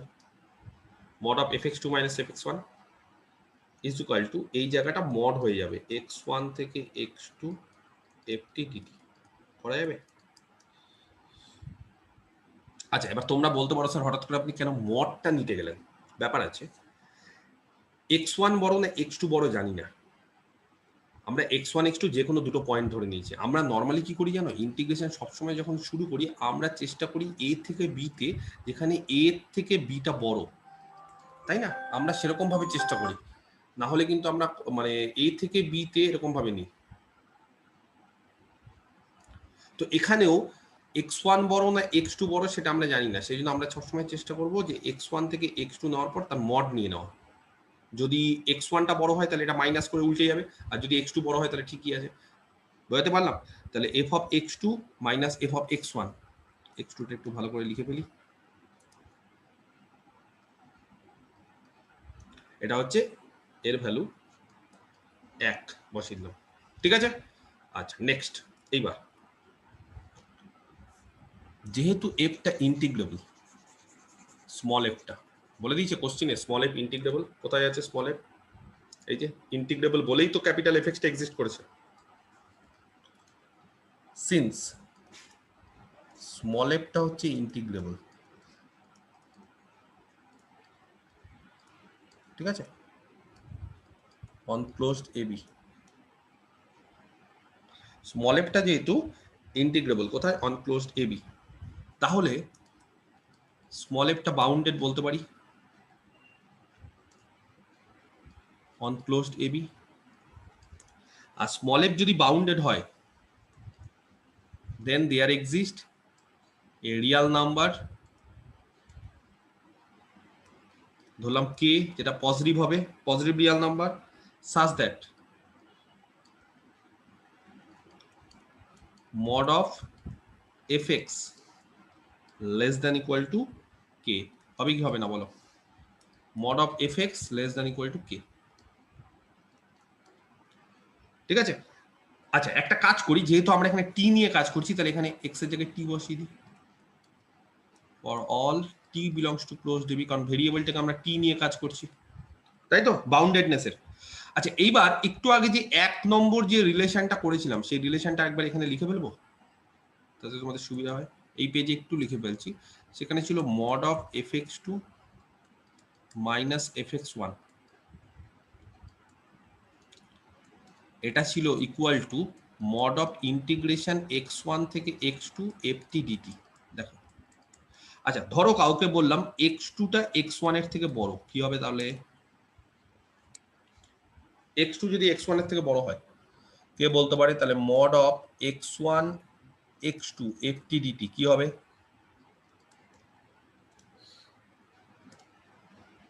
greater than 0.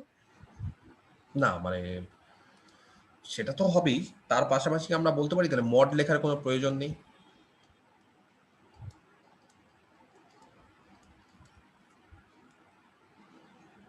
বা একটা কাজ করো, মড লেখার প্রয়োজন নেই না, একটা কাজ করো, ওই একটা ইনইকুয়ালিটি এর আগের দিন করেছিলাম, কি ইনইকুয়ালিটি যেটা, সেটা হচ্ছে a to b mod f।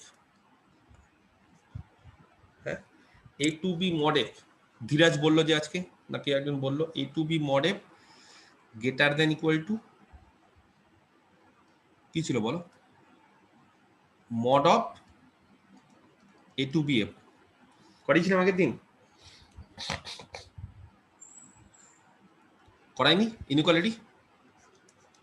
তাহলে সেটাকে যদি কাজে লাগাই, তাহলে দেখো ভালো করে, এখানে a to b আছে আর এখানে x1 x2 আছে, তাহলে mod of, এই যে এইটা দেখো, mod of a to b f, তাহলে mod of integration x1 to x2 f ft dt মানে f, সেটা কি হবে? Less than equal to integration x1 থেকে x2 mod of ft dt হবে।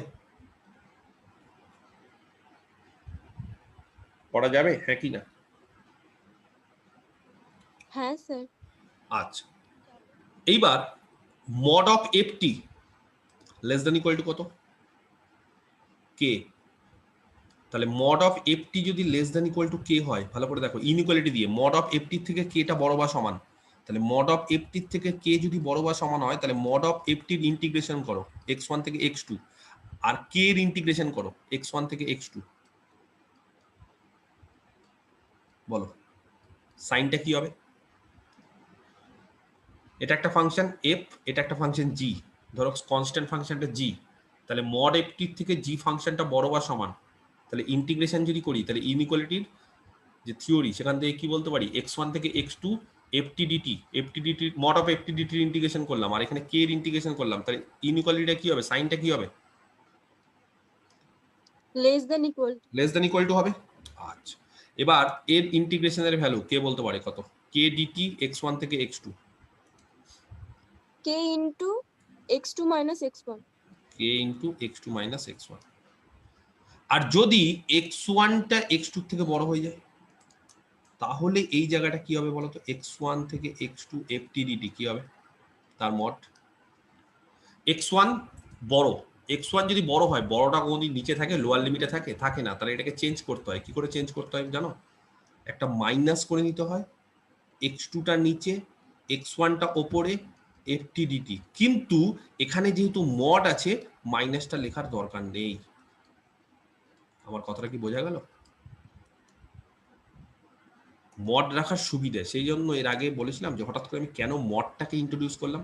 মড রাখার এই কারণে সুবিধে যে মডের মধ্যে যদি ভেতরে মাইনাস থাকে, তাহলে সেটাকে রিমুভ করে দেওয়া যায়। তাহলে x1 থেকে x2 ftdt তার যা মড, আর x2 থেকে x1 ftdt তার দুটো মডই সমান। নর্মালি কিন্তু এটা আর এটার মধ্যে একটা সাইনের গন্ডগোল হতো, এটা যদি পজিটিভ হয় তাহলে এটা নেগেটিভ, এটা নেগেটিভ হলে এটা পজিটিভ, এরকম একটা ব্যাপার থাকতো। কিন্তু যেহেতু এখানে মড আছে বলে তাহলে x1 থেকে x2 করো ইন্টিগ্রেশন, বা x2 থেকে x1 করো, ব্যাপারটা সেম। ক্লিয়ার? নেক্সট আবার এর থেকে কে বড় বা সমান, এই যে এই ইনইকুয়ালিটি দিয়ে, তাহলে এটার থেকে integration x2 x1 mod of ftdt। আচ্ছা, mod of ftdt মানে হচ্ছে লেস দ্যান ইকুয়াল টু কে, তাহলে এটা হয়ে যাবে ইন্টিগ্রেশন x2 থেকে x1 k dt। কত হবে ভ্যালু বলো? k into x1 minus x2। তাহলে একবার যখন x2 গ্রেটার দেন x1 তখন এই ভ্যালুটা হলো k into x2 minus x1, আরেকবার যখন x1 গ্রেটার দেন x2 তখন এই ভ্যালুটা হলো k into x1 minus x2। এবার বলো ওভারঅল কি করে লিখবো এটাকে, দুটোকে একসাথে? k into mod x1 minus x2. তাহলে অতএব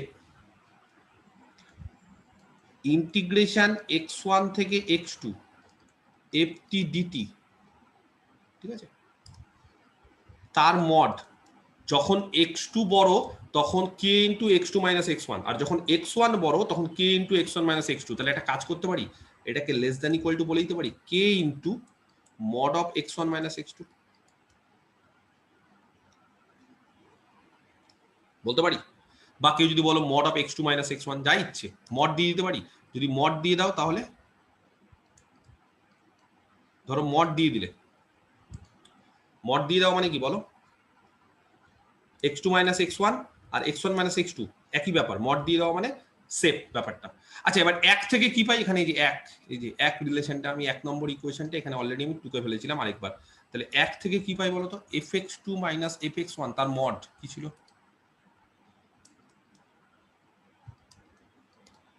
mod of fx2 minus fx1 কত ছিল বলো, এক থেকে, ইকুয়াল টু x1 থেকে x2 ftdt তার মড, ইন্টিগ্রেশন করার পর মড।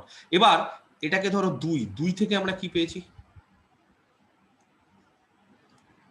এর ভ্যালুটা কি পেয়েছি, মড অফ ইন্টিগ্রেশন, এর ভ্যালুটা কত পেয়েছি, x1 থেকে x2 ftdt তার ভ্যালুটা কত পেয়েছি, less than equal two k into x2 minus x1। Or আমরা ওভারঅল কি বলতে পারি, fx2 মাইনাস fx1 তার mod less than equal two k into x2 minus x1। বা এরকম ভাবেও বলা যায় mod of fx1 minus fx2, একই ব্যাপার, মডের মধ্যে x1 এর জায়গায় x2, x2 এর জায়গায় x1 করতে পারো, x1 মাইনাস x2 যে কোনো for any 2 points x1 x2 belong to closed AB। কে বলতে পারে, এখান থেকে আমি ডিরেক্ট বলবো এফটা তাহলে ইজ ইউনিফর্মলি কন্টিনিউয়াস। কেন ডিরেক্ট বলতে পারি, কে বলতে পারে? এই ফাংশনটা একটা টাইপের function, Lipschitz function. Very good, Lipschitz function. Lipschitz function, as capital F is a Lipschitz function. Lipschitz function মনে আছে, বলেছিলাম একটা টাইপের ফাংশন।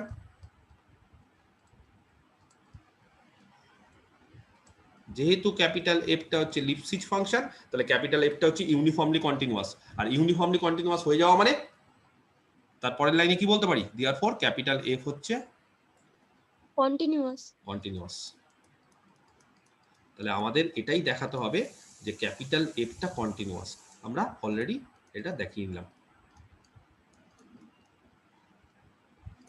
ঠিক আছে? দেখো বুঝতে পারা গেছে কিনা। তাহলে খুব ইম্পর্টেন্ট যে ক্যাপিটাল এফ যেভাবে ডিফাইন করলাম, ডেফিনেশনের পাশাপাশি যদি ক্যাপিটাল এফ কে ডিফাইন করা যায়, কখন ডিফাইন করা যাবে, যদি স্মল এফটা ইন্টিগ্রেবল হয় তাহলে ক্যাপিটাল এফ কে ডিফাইন করা যাবে। আর ক্যাপিটাল এফ কে যদি ডিফাইন করা যায় তাহলে ক্যাপিটাল এফটা অলওয়েজ কন্টিনিউয়াস, ডিফাইন করা গেলেই সেটা কন্টিনিউয়াস হয়। ক্যাপিটাল এফ যেটাকে ডিফাইন করা হচ্ছে a2x ftdt, সেটা সবসময় কন্টিনিউয়াস হচ্ছে। আমি কি বোঝাতে পারলাম বিষয়টা? তাহলে আমরা কি বলতে পারি, ক্যাপিটাল এফ, দেখো ভালো করে বুঝতে হবে, 1 নম্বর হচ্ছে স্মল এফ, এটাকে ইন্টিগ্রেবল হতে হবে,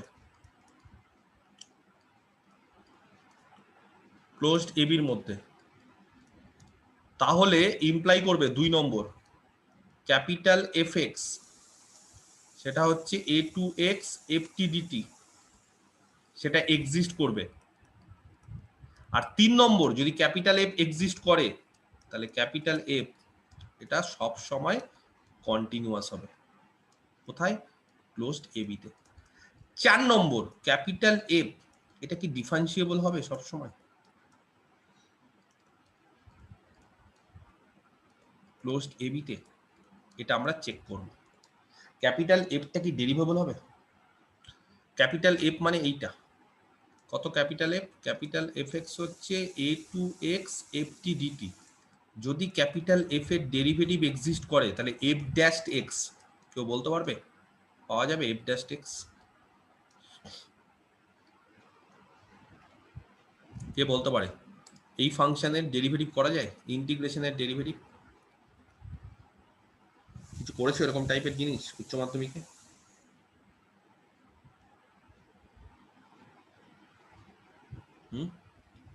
capital f a to x f t dt capital f x, তাহলে এফ ড্যাশ এক্স কেউ জানো কত হবে?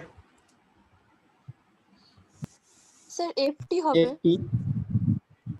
এফ টি হবে মানে তোমরা বলতে যাচ্ছ যে জাস্ট এর ডেরিভেটিভ করা যায়, মানে এটা হচ্ছে ইন্টিগ্রেশন যেহেতু আছে তার ডেরিভেটিভ করে দিলাম। ক্যাপিটাল এফ এক্স ব্যাপারটা বুঝতে হবে, a to x f t DT.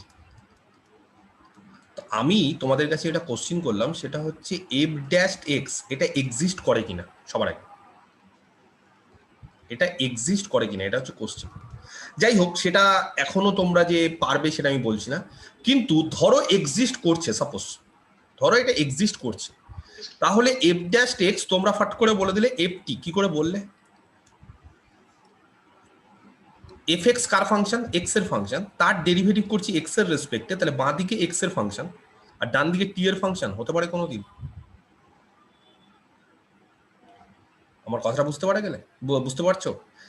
F x একটা এফ এক্স মানে এক্স এর ফাংশন, তো এক্স এর ফাংশনকে যদি আমি ডেরিভেটিভ করি এক্স এর ফাংশনই হবে। তো একটা যে কোনো এক্স এর ফাংশন এক্স স্কোয়ার ধরো, তাকে ডেরিভেটিভ করলে কত হবে? 2x, এটা ডেরিভেটিভ করলে। তো এক্স এর ফাংশনকে আমি ডেরিভেটিভ করছি, এক্স আসছে, তাহলে সেটা কি করে এফটি হয়? বাঁ দিক ডান দিক কি সমান হবে? তাহলে ডেরিভেটিভ করলে কত হবে কে বলতে পারে? এটা এফএক্স হবে, এফটি হবে না, এফএক্স হবে। এই জিনিসগুলো বুঝতে হবে এখন, এগুলো প্রচন্ড কনসেপ্টের জিনিস এবং এটা বুঝতে হবে। এই যে ফাংশন, এই টাইপের ফাংশন গুলোকে বলে অ্যান্টি ডেরিভেটিভ। ভালো করে বোঝো, ক্যাপিটাল এফ হচ্ছে স্মল এফ এর ইন্টিগ্রেশন আর ক্যাপিটাল এফ এর ডেরিভেটিভ হচ্ছে স্মল এফ, এটাকে বলে অ্যান্টি ডেরিভেটিভ ফাংশন। এফটাকে বলা হয় অ্যান্টি ডেরিভেটিভ, ইন্টিগ্রেশন না বলে বলে অ্যান্টি ডেরিভেটিভ, ডেরিভেটিভের উল্টো। ডেরিভেটিভ করা মানে কি হচ্ছে? তাহলে ক্যাপিটাল এফ এমন একটা ফাংশন যার ডেরিভেটিভ করলে যদি স্মল এফ হয় তাহলে ক্যাপিটাল এফ কে বলা হয় স্মল এফ এর অ্যান্টি ডেরিভেটিভ, আর স্মল এফ কে বলা হয় ক্যাপিটাল এফ এর ডেরিভেটিভ। আমি আরেকবার বলছি, স্মল এফ ক্যাপিটাল এফ এর ডেরিভেটিভ, ক্যাপিটাল এফ কে যদি ডেরিভেটিভ করি তাহলে স্মল এফ, আর ক্যাপিটাল এফ কে বলা হবে স্মল এফ এর অ্যান্টি ডেরিভেটিভ। আমার ব্যাপারটা বুঝতে পারা গেছে? যাই হোক, এখনো আমি অ্যান্টি ডেরিভেটিভের বিষয়টা ডেফিনেশনটা লেখাচ্ছি না, আমি আস্তে আস্তে আসছি, কারণ ডেরিভেটিভ যদি না জানো তাহলে অ্যান্টি ডেরিভেটিভ এই বিষয়টা করা যাবে না। তো আজকে আমি যেহেতু দুটো এটা এই থিওরেমটা করালাম, এই কন্টিনিউটি দিয়ে একটা থিওরেম আছে, সেই থিওরেমটা করালাম, সেই কারণে আমি আজকে ডেরিভেটিভের থিওরেমটা করাচ্ছি না, ঠিক আছে? কিন্তু আমি স্টেটমেন্টটা একটু বলে দিচ্ছি, ঠিক আছে? তো একটা থিওরেমের স্টেটমেন্ট, আমি প্রমাণটা নেক্সট দিন করাবো, সোজা প্রমাণ, কিন্তু আজকে আমি কয়েকটা অঙ্ক করাতে চাইছি, মানে ব্যাপারটাকে একটু বোঝাতে চাইছি এক্সাম্পল দিয়ে, সেই জন্য থিওরেমটা আমি এখনই আজকে করাচ্ছি না। থিওরেমটা ভালো করে জেনে নাও। ধরো একটা ফাংশন,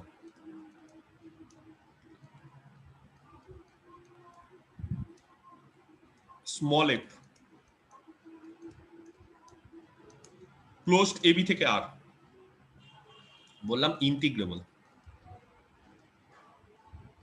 দেখো স্মল এফটা হচ্ছে ইন্টিগ্রেবল ক্লোজড এবি তে, দেন ক্যাপিটাল এফ এই ফাংশনটা এক্সিস্ট করবে।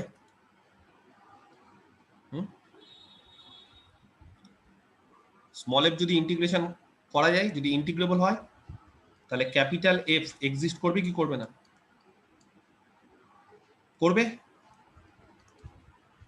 স্মল এফ ইন্টিগ্রেবল হলেই ক্যাপিটাল এফ এক্সিস্ট করবে। আচ্ছা, ক্যাপিটাল এফ কে কিভাবে ডিফাইন করা যায়? a to x ft dt, যেখানে x ক্লোজড ab তে আছে, এটা তো এক্সিস্ট করে। এবার বললাম ক্যাপিটাল এফটা এক্সিস্ট করলে কন্টিনিউয়াসও হয়। এবার বললাম এটা ডিফারেন্সিয়েবল। তাহলে আগের থিওরেমটা আমরা কি করেছিলাম, যে ক্যাপিটাল এফ যদি এক্সিস্ট করে তাহলে ক্যাপিটাল এফ কন্টিনিউয়াস হয়, এক্সিস্ট করলেই কন্টিনিউয়াস হয়। কখন এক্সিস্ট করে? স্মল এফ যদি ইন্টিগ্রেবল হয়। স্মল এফ যদি ইন্টিগ্রেবল হয় তাহলে ক্যাপিটাল এফ এক্সিস্ট করে, এবং এক্সিস্ট করলে সেটা কন্টিনিউয়াস। কিন্তু ডিফারেন্সিয়েবল হয় কি? বলছি ডিফারেন্সিয়েবল হয়, সব সময় না। ধরো কোন একটা পয়েন্ট সি তে ডিফারেন্সিয়েবল হলো, সবসময় হতে পারবে? বলছে না, সবসময় হতে পারবে না। কখন হতে পারবে? সি তে ডিফারেন্সিয়েবল হবে যেই সি তে স্মল এফটাকে কন্টিনিউয়াস হতে হবে।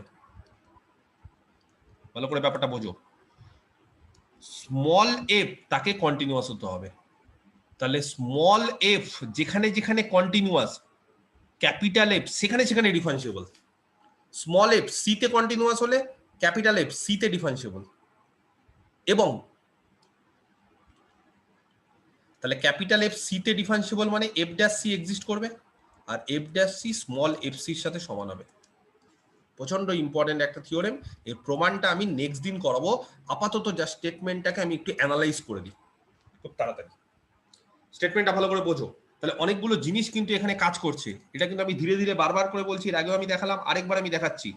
সবার আগে 1 নম্বর, স্মল এফ হচ্ছে ইন্টিগ্রেবল, এটা হতে হবে, তারপরেই সমস্ত কিছু বিষয় কাজ করছে। স্মল এফ ইন্টিগ্রেবল, যখনই স্মল এফ ইন্টিগ্রেবল হয়ে গেল গোটা এ বির ওপর, তখনই ক্যাপিটাল এফ অফ এক্স, যেটা হচ্ছে এ থেকে এক্স এফ টি ডিটি, সেটা এক্সিস্ট করবে। ঠিক আছে?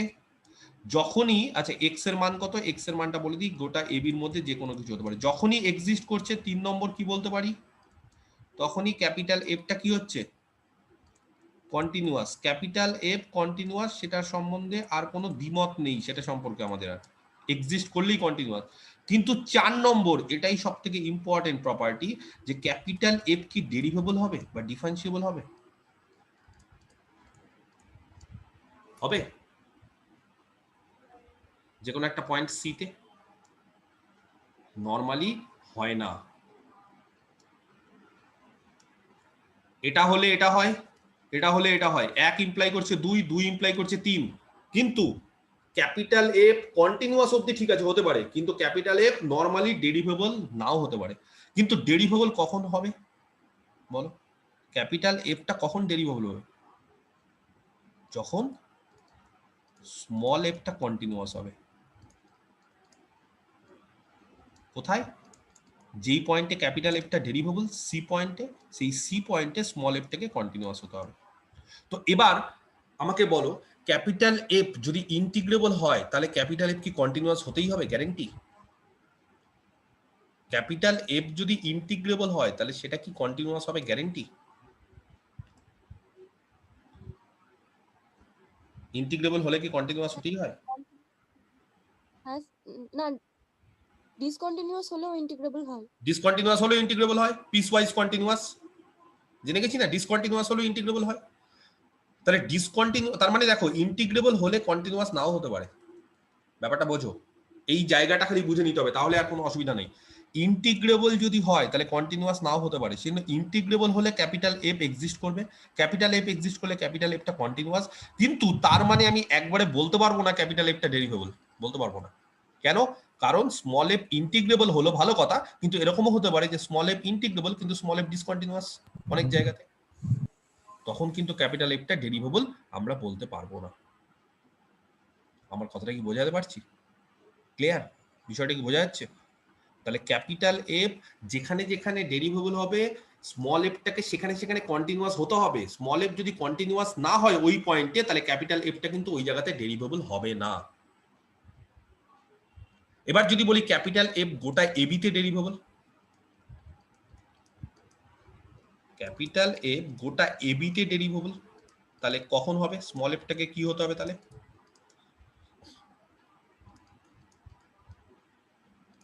তাহলে স্মল এফটাকে কন্টিনিউয়াস হতে হবে কোথায়? গোটা এবি তে, তাহলেই হবে। ক্যাপিটাল এফ গোটা সি তে যদি ডেরিভেবল হয় তাহলে স্মল এফ কে সি তে কন্টিনিউয়াস হতে হবে। তাহলে ক্যাপিটাল এফ গোটা এবি তে ডেরিভেবল হবে যদি স্মল এফটা গোটা এবি তে কন্টিনিউয়াস হয়। ব্যাপারটা কি বোঝা গেছে? আচ্ছা, যদি আমি এরকম ভাবে লিখি, 1 নম্বর, স্মল এফ হচ্ছে কন্টিনিউয়াস অন ক্লোজড এবি, ভালো করে বোঝো। তাহলে কি বলতে পারি ক্যাপিটাল এফ এক্স এক্সিস্ট করবে? Yes or no? 1 কি ইমপ্লাই করে 2 কে? হ্যাঁ না স্যার, Yes, sir. ভালো করে বোঝো।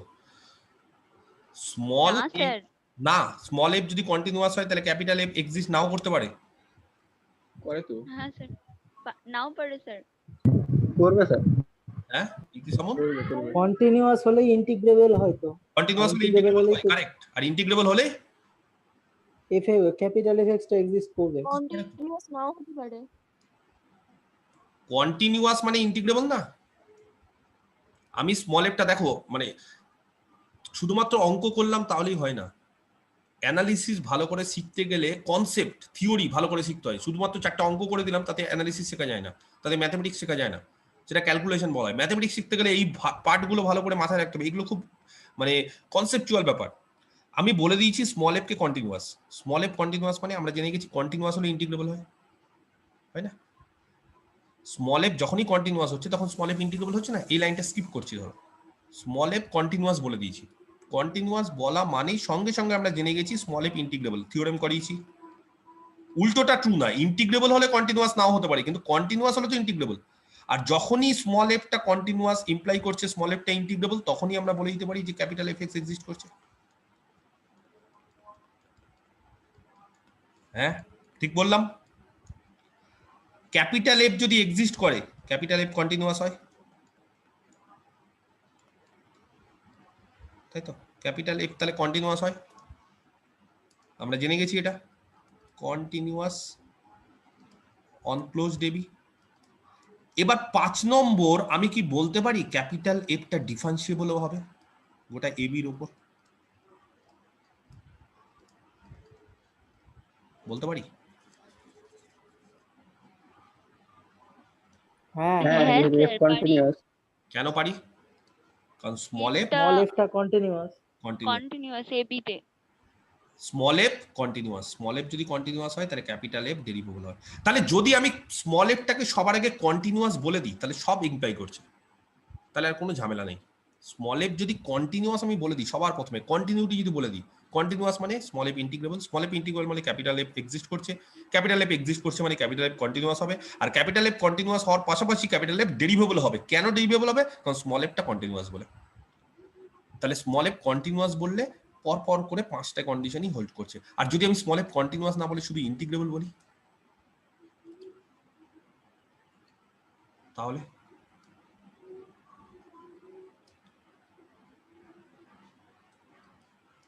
ক্যাপিটাল এফ এক্সিস্ট করবে, ক্যাপিটাল এফ কন্টিনিউয়াসও হবে, কিন্তু ক্যাপিটাল এফ কি ডেরিভেবল হবে এটা কি গ্যারান্টি সহকারে বলতে পারি? পারি না। কেন? কারণ এখানে আমি বলেছি জাস্ট স্মল এফটা ইন্টিগ্রেবল, কোথাও বলিনি স্মল এফটা কন্টিনিউয়াস। কারণ ইন্টিগ্রেবল হলে কন্টিনিউয়াস নাও হতে পারে। তাহলে কোনটা লার্জার কন্ডিশন, কোন কন্ডিশনটা ভালো, সব থেকে বেস্ট কন্ডিশন কোনটা? কোনটা বললে সবকিছু ইমপ্লাই করবে? F is continuous. Small f যদি কন্টিনিউয়াস আমি সবার আগে জেনে যেতে পারি, ব্যাস, তাহলে সমস্ত কিছু পরপর পরপর হচ্ছে। ক্যাপিটাল এফ কন্টিনিউয়াসও হবে, ক্যাপিটাল এফ ডেরিভেবলও হবে, ক্যাপিটাল এফ এক্সিস্টও করবে এবং তার পাশাপাশি সব হবে। কিন্তু যদি স্মল এফ কে আমি কন্টিনিউয়াস না বলে শুধু ইন্টিগ্রেবল বলি, তাহলে ক্যাপিটাল এফ কিন্তু ডেরিভেবল হচ্ছে কিনা সেটা আমি চেক করতে পারছি না। এখানে একটা জিজ্ঞাসা চিহ্ন থাকছে। এই জিনিসটা পরিষ্কার করে দুটো ছকের মাধ্যমে লিখে নাও যারা লেখনি। এটা 1 নম্বর ফার্স্ট, যে স্মল এফ যদি ইন্টিগ্রেবল হয় তাহলে কি হবে, আর এটা সেকেন্ড, স্মল এফ যদি কন্টিনিউয়াস হয় তাহলে কি হবে। তাহলে কন্টিনিউয়াস হলে আমাদের লাভ, কারণ স্মল এফ যদি কন্টিনিউয়াস হয় তাহলে ক্যাপিটাল এফটাকে ডেরিভেবল বলা যায়, আর স্মল এফ যদি কন্টিনিউয়াস না হয় তাহলে ক্যাপিটাল এফটা ডিফারেন্সিয়েবল হবে না। বুঝতে পারছি বিষয়টা? ক্লিয়ার? তাহলে capital F dash x exist করছে সবসময়? সবসময় করে না। কখন করবে? ইফ স্মল এফটা যদি কন্টিনিউয়াস হয়।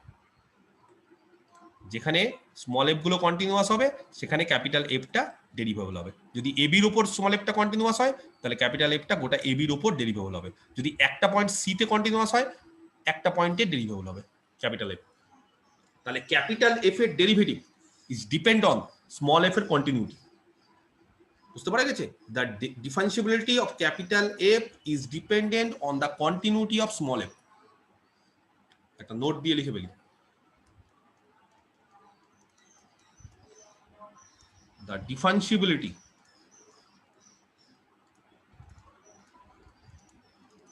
of capital F is dependent on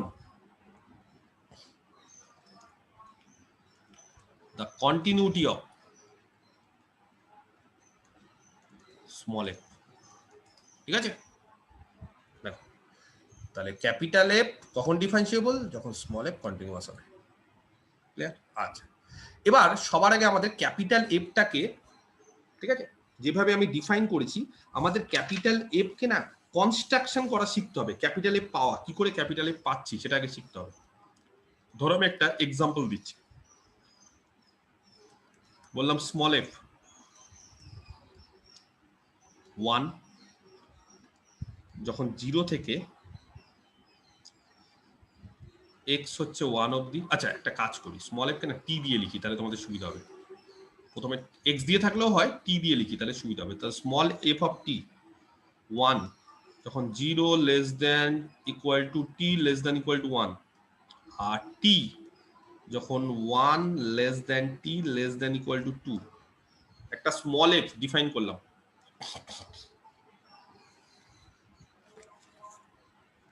ঠিক আছে, একটা স্মল এফ ডিফাইন করলাম। আচ্ছা, এই স্মল এফ ফাংশনটা কোথায় ডিফাইন করা আছে? ইন্টারভ্যালটা কত? কোন ইন্টারভ্যালে ডিফাইন করা আছে? 0 থেকে 2 0 থেকে 2 0,2 থেকে r। এবার যদি আমি কাউকে বলি যে এই স্মল এফ ফাংশনটা, ঠিক আছে, ছবি আঁকো, তাহলে কি হবে? পারবে ছবি আঁকতে? ছবি আঁকতে পারবে? হ্যাঁ স্যার। এটা ধরো 0, টি এর মান দুটো করা যাবে। এটা 1, এটা 2, এটা 1 আর 2 উপরে উঠিয়ে গিয়ে এটা 2 ধরো।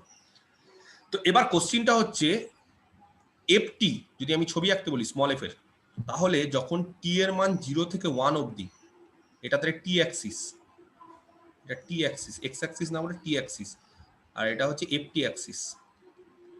তাহলে টি এর মান যখন 0 থেকে 1 তখন এফটি কত? 1, এ অবধি 1। নেক্সট, তারপরে বলো, তারপরে কি হবে? যখন টি এর মান 1 তখন এফটি 1 হয়ে গেল। যখন টি এর মান 1 এর পর থেকে 2 অবধি তখন এফটি কত? এফটি হচ্ছে টি। বলো এফটি ইকুয়াল টু টি, কিরকম ছবি হবে? বোঝা যাচ্ছে না? এফটি ইকুয়াল টু টি কিরকম ছবি হবে? ইংলিশ করবেন প্লিজ। ছবিটা এরকম হবে না? এফটি ধরো f x equal to x, তাহলে কিরকম হতো? Y equal to x, y equal to x মানে মূল বিন্দুগামী সরলরেখা হবে। মূল বিন্দুগামী সরলরেখা বা স্ট্রেট লাইন থ্রু অরিজিন আঁকবো। অরিজিন দিয়ে স্ট্রেট লাইন। অ্যাঙ্গেল কত করবে? স্লোপ কত হবে? 145 ডিগ্রি অ্যাঙ্গেল। কিন্তু এই যে স্ট্রেট লাইনটা যে আমি আঁকলাম, সেই স্ট্রেট লাইনটা সব জায়গায় কি হবে? ফাংশনটা কি সব জায়গায় হবে? কত জায়গায় হবে? ফাংশনটা কি সব জায়গায় হবে? পর থেকে ফাংশনটা সব জায়গায় হবে না, ফাংশনটা একের পর থেকে হবে। কারেক্ট, ফাংশনটা একের পর থেকে হবে। তাহলে কি করব? এটাকে বাদ দিলাম। একের পর থেকে, 1 থেকে 2 অবধি এরকম। আমার কথাটা বুঝতে পারা গেছে? আমি গোটাটা এঁকেছিলাম 0 থেকে 2 অবধি এঁকেছিলাম ওয়াই, এটা হচ্ছে ft ইকুয়াল টু টি, কিন্তু যেহেতু স্টার্ট হচ্ছে 1 থেকে, 1-এর আগে অবধি অন্য ফাংশন অন্য ভ্যালু নিচ্ছে, 1-এর আগে অবধি 1 নিচ্ছে, আর 1-এর পর থেকে অন্য নিচ্ছে, তাহলে আমরা কি করলাম, আমরা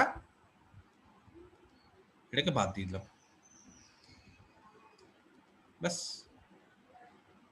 এবার বলো স্মল এফ ছবিটা কি যেটা আঁকলাম সেটাকে বুঝতে পারা গেছে কিভাবে আঁকলাম? তাহলে স্মল এফটা হচ্ছে 0 থেকে 2, শিখে নাও কিভাবে আঁকলাম, আঁকাটা শিখে নাও। কিন্তু এই মানে একটা জিওমেট্রি যদি এঁকে নিতে পারো না, তাহলে অঙ্ক অনেকটা এগিয়ে যাওয়া যায় অঙ্কের ক্ষেত্রে। তো তোমরা বলো স্মল এফ কন্টিনিউয়াস না ডিসকন্টিনিউটি আছে? স্মল এফ কি কন্টিনিউয়াস না ডিসকন্টিনিউটি আছে? কন্টিনিউয়াস। প্রথমে মনে হচ্ছিল না যে একটা ডিসকন্টিনিউটি থাকতে পারে?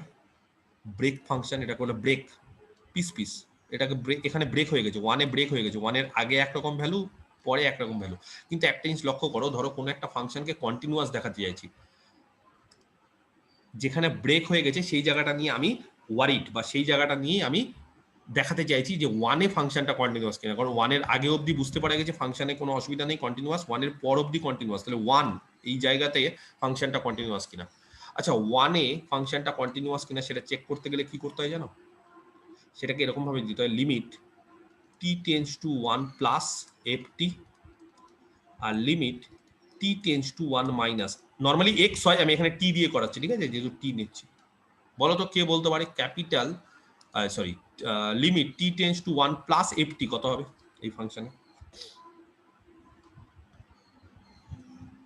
1 প্লাস মানে কোন ভ্যালুটা নেব, এটা না এটা? ft এর কোন ভ্যালুটা নেব? টি t নেব, 1 প্লাস, এই যে t টি হচ্ছে 1-এর থেকে বড়, তাহলে এটা হয়ে যাবে limit t tends to 1 plus ft এর জায়গায় t হয়ে যাবে। তো বলো limit t tends to 1 plus t কত হবে? কত হয়? 1 প্লাস মানে 1 এর ভ্যালুটা 1 বসিয়ে 1, আর limit t tends to 1 minus ft এটা কত হবে? 1 1 মাইনাস 1। আর কাউকে যদি বলি f1 কত হবে?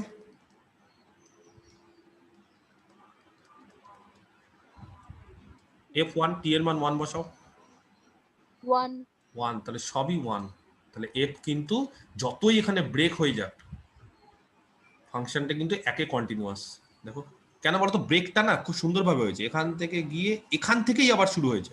যদি এইভাবে হতো ফাংশনটা, ধরো যে এই অবধি গেল, তারপরে এখান থেকে শুরু হতো, তাহলে কিন্তু ডিসকন্টিনিউটি চলে আসতো। কিন্তু দেখো কত জাম্প হয়নি, ফাংশনটা এখান থেকে শুরু হয়েছে, গেল, আবার এখান থেকেই উপরে উঠে যাচ্ছে, ঠিক আছে? যাই হোক, স্মল এফ কন্টিনিউয়াস, সব জায়গাতে কন্টিনিউয়াস, তাহলে স্মল এফ যদি সব জায়গাতে কন্টিনিউয়াস হয় তাহলে আমরা কি জানি?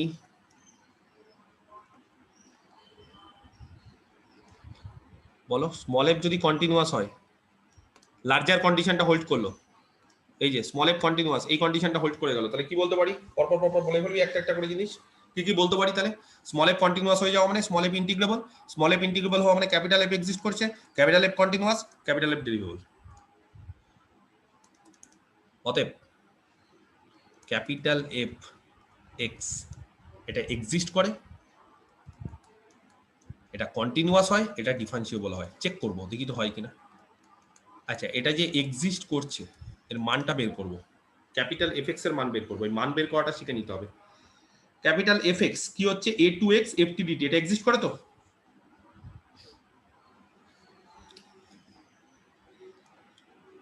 বলে দিই, হ্যাঁ sir. F is integrable on close 0,2, আর এফ ইন্টিগ্রেবল হওয়া মানে কন্টিনিউয়াস মানে ইন্টিগ্রেবল, ইন্টিগ্রেবল হওয়া মানেই এটা এক্সিস্ট করে। ক্যাপিটাল এফ এক্স এর মান কত হবে? A to x f t d t, কে বলতে পারে?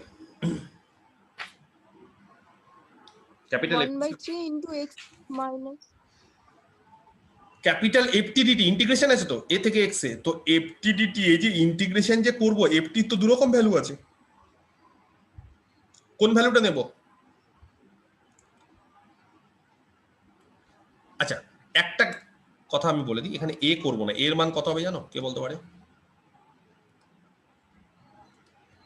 এখানে এর মান কত হবে? ইন্টারভ্যালটা কত থেকে শুরু Zero. করেছি? 0 থেকে 2, তাহলে a টু b, 0. 0 to 2, 0 হচ্ছে a, আর তাহলে 0 থেকে x ftdt এক্সিস্ট করছে। এবার তোমরা খুব ঠান্ডা মাথায় ভাবো, ftdt ft দু রকম ভ্যালু নেয়, তাহলে এর ইন্টিগ্রেশন করা কিভাবে করি আমরা? Phi t ধরে নিতে হবে, phi t. না, এখানে phi t ধরার তো দরকার নেই, এখানে phi t ধরে লাভ আছে, কারণ এখানে কিন্তু 0 থেকে 1 এ 1 নিচ্ছে আর 1 থেকে 2 তে t নিচ্ছে, তাহলে দুটোতেই কিন্তু, এটাতেও কিন্তু অসংখ্য পয়েন্ট, এটাতেও অসংখ্য পয়েন্ট। আমরা phi t কখন ধরি? যখন একটা, দুটো, তিনটে বা ফাইনাইট নাম্বার অফ পয়েন্টসে যখন আলাদা আলাদা। কিন্তু এখানে দেখো, এখানে অসংখ্য পয়েন্ট আছে 0 থেকে 1 এ, 0 থেকে 1 সমস্ত জায়গায় 1, 1 থেকে 2 প্রচুর পয়েন্ট আছে, তাহলে phi t যে ধরবো, কি ধরবো? phi t যদি 1 ধরি তাহলে এখানে অনেক জায়গায় t আছে, তো সেগুলো জায়গায় আলাদা। আর phi t যদি t ধরি তাহলে অনেক জায়গায় 1 আছে, তাহলে অনেক জায়গায় আলাদা হলে হবে না, ফাইনাইট জায়গায় আলাদা ধরতে হয়। তাহলে এই জায়গাতে কি করব? fx কি বের করতে পারবো না আমরা? দুটো ইন্টারভেলে ভাগ করে দিতে হবে, হ্যাঁ, দুটো ইন্টারভেলে ভাগ করে দিতে হবে। ভেরি গুড, দুটো ইন্টারভ্যালে ভাগ করে দিতে হবে। কিভাবে বলো দেখি, কিভাবে ভাগ করব বলো? 0 থেকে 1 এ 0 একটা, to 1. 0 to 1, আচ্ছা, ftdt, আর তারপর 1 to 2. 1 to 2 আছে তো x, 1 to 2, তাহলে x কোথায় থাকলো? তারপর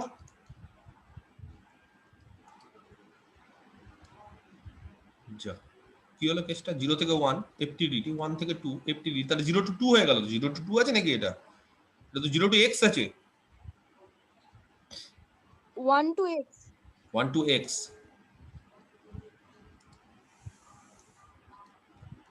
এবার হবে 0 to 1 ftdt 1 to x। ধরো দুর্বা বললে তো এটা, নাকি না কে বললো? এটা কে বললো? আমি দেবিকা। দেবিকা, আচ্ছা, দেবিকাকে তাহলে আমি কোশ্চেন করি। ধরো দেবিকা, x এর মানটা কত থেকে কত হতে পারে? এই যে fx যে এক্সিস্ট করছে, x এর মান কোথা থেকে কত হতে পারে? কত থেকে কত হয়? স্যার কি বললেন আরেকবার বলুন। আরেকবার বলছি, ক্যাপিটাল fx এক্সিস্ট করছে, তো এই x এর মান কত থেকে কত অবধি হবে? 0 থেকে 2। 0 থেকে 2। এবার ধরো আমি দেবিকাকে বললাম x এর মান হচ্ছে 0.5, হাফ নিতে পারি, হ্যাঁ কি না? x যে কোনো মান নিতে পারি। তাহলে যদি আমি x এর মান হাফ নিই, তখন এটা কি লজিক্যাল, এটা কি ভ্যালুয়েবল, বা এটা কি মানে তুমি যেটা বললে সেটা কি ঠিক? 0 থেকে 1 ftdt আর 1 থেকে x, এটা কি ঠিক হবে? x তো হাফ, x এর মান তো হাফ, তাহলে আমি কেন 0 থেকে 1 নেব? ধরো x এর মান আমি বললাম হাফ, হতে পারে কি পারে না? x এর মান 0 থেকে 2 এর মধ্যে যা ইচ্ছা হতে পারে, তাহলে x এর মান যদি আমি হাফ নিই,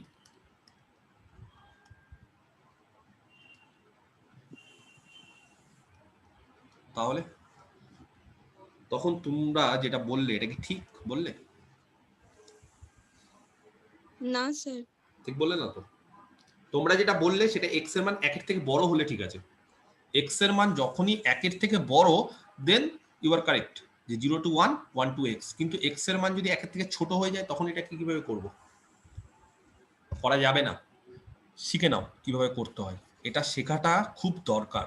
এটা না শিখতে পারলে ক্যাপিটাল এফ কিভাবে আমরা কনস্ট্রাক্ট করছি সেটা শিখে নেওয়াটা খুবই জরুরি। দেখো কিভাবে কনস্ট্রাক্ট করব। এখানে ক্যাপিটাল এফটাও ওরকম একটা ভ্যালু নেবে না। কি হবে? ধরলাম এক্স এর মান 0 থেকে 1, ভালো করে দেখো, ক্যাপিটাল এফ এক্স, এক্স এর মান 0 থেকে 1, তাহলে ক্যাপিটাল এফ এক্স হচ্ছে integration 0 to x ft DT.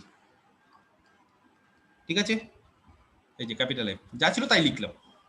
Extra ভালো করে লক্ষ্য করো, এক্স এর মান হচ্ছে 0 থেকে 1। এক্স এর মান যদি 0 থেকে 1 হয়, তাহলে এইটা কত দূর অবধি যেতে পারে? এই এক্সটা কত দূর অবধি যেতে পারে? এই ম্যাক্সিমাম 1 অবধি, হাফ হতে পারে। 1-এর 3 হতে পারে, 1-এর 4 হতে পারে, 0.75, 0.9, 0.99, 1 অবধি হতে পারে। 0 থেকে ম্যাক্সিমাম 1 অবধি এফটিডিটি বলো, 0 থেকে 1 অবধি এফটিডিটির ভ্যালু কত?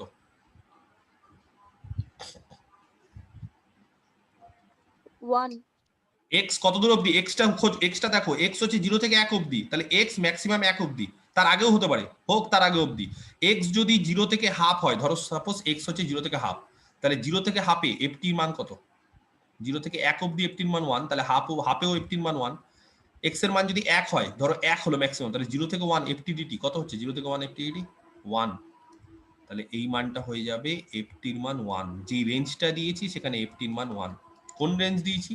যেহেতু এক্স এর মান দিয়েছি 0 থেকে 1, তাহলে এক্স এর মান 0 থেকে 1 মানে এক্স ম্যাক্সিমাম 1 অবধি হতে পারে। আর এক্স যদি 1 অবধি হয়, তাহলে ইন্টিগ্রেশন এফটি 0 থেকে 1, এফটির মান তাহলে 0 থেকে 1 এ 1, সেজন্য 1 বসিয়ে দিলাম। কত হবে এটা? ডিটি 0 টু এক্স ইন্টিগ্রেশন করো, কত হবে? এক্স, তাই তো? ডিটি ইন্টিগ্রেশন করলে টি, রেঞ্জটা বসিয়ে দাও। আর যদি এক্স এর মান 1-এর থেকে বড় হয়ে যায়, তখন কি হবে? এক্স এর মান দেবিকা বলে দিয়েছে স্যার 0 থেকে 2 অবধি হতে পারে, তাহলে একবার 0 থেকে 1 নিলাম, আরেকবার 1-এর থেকে বড় 2 অবধি নিলাম, তখন ক্যাপিটাল এফ এক্স কত হবে? ক্যাপিটাল এফ এক্স ছিল হচ্ছে 0 টু এক্স এফটিডিটি।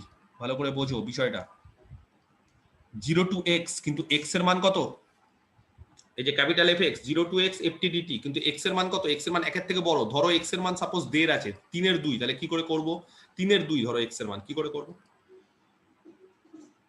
এক্স এর মান 3-এর 2, 1-এর থেকে বড়, তো 1-এর থেকে বড় হলে এফটিটা কি রকম ভ্যালু নেবে? 1 অবধি একটা ভ্যালু আর 1-এর পর আরেকটা ভ্যালু, তাহলে এটাকে দুভাগে ভাঙবো, একবার 1 অবধি, আর যেহেতু এক্স হচ্ছে 1-এর থেকে বড়, তাহলে 1 থেকে এক্স অবধি। যখনই 0 থেকে 1 অবধি নিব, তখন এফটির মান আমরা জানি 0 থেকে 1 অবধি এফটির মান হচ্ছে 1, তাহলে ডিটি। আর যখনই 1 থেকে এক্স নেব, 1-এর পরে এফটির ভ্যালু কত? টি। করো এর ইন্টিগ্রেশন, পারবে করতে? 0 টু 1 ডিটি এর ইন্টিগ্রেশন করলে কত হয়? 1। আর এর ইন্টিগ্রেশন করলে কত হয়? টি স্কোয়ার বাই 2, রেঞ্জ বসাও 1 থেকে এক্স, তাহলে 1 plus x square by 2 minus half, তাহলে দাঁড়াচ্ছে x square by 2 plus half, মানে হাফ যদি কমন নিয়ে নিই, তাহলে এক্স স্কোয়ার প্লাস 1। তাহলে ওভারঅল ওটা এফ এক্সটা কি দাঁড়ালো জানো? দু রকম, একটা হচ্ছে এক্স, এই যে যখন এক্স এর মান 0 থেকে 1 অবধি, আর দাঁড়ালো half into x square plus 1 যখন 1-এর থেকে বড় 2 অবধি। এইভাবে ক্যাপিটাল এফ এক্স বের করতে হয়। আমার মনে হয় না যে তোমাদের খুব একটা স্মুথলি এটা শিখতে পারলে, আরো 2-একটা এক্সাম্পল করালে মনে হয় ব্যাপারটা ক্লিয়ার হবে, তাই তো? এটা কি বুঝতে পারলে কিভাবে আমি করলাম, না সমস্যা থেকে গেল?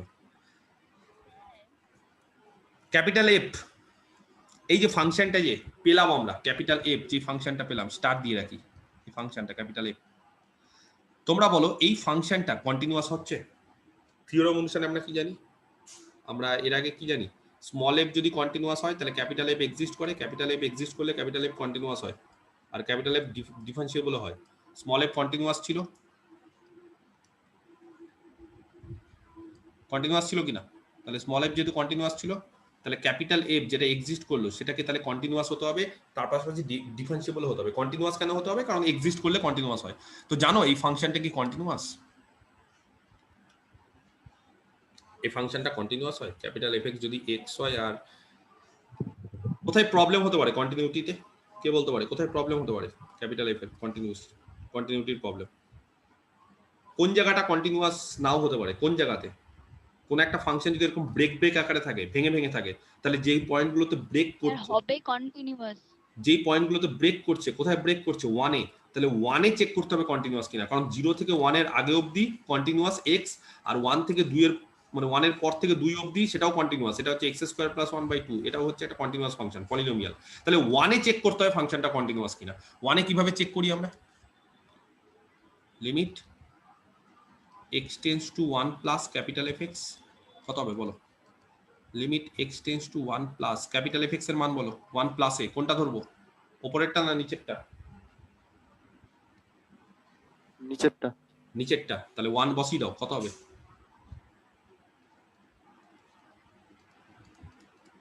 কত হবে 1 বসালে? 1 হবে কিনা? আর limit x tends to 1 minus capital fx কত হবে? 1 মাইনাস মানে একের থেকে ছোট, উপরেরটা বসাবো, উপরেরটা হচ্ছে x 1 সমান হয়ে যাচ্ছে, তাহলে ক্যাপিটাল F টা কন্টিনিউয়াস হবে। ডিফারেন্সিয়েবল হবে ক্যাপিটাল F?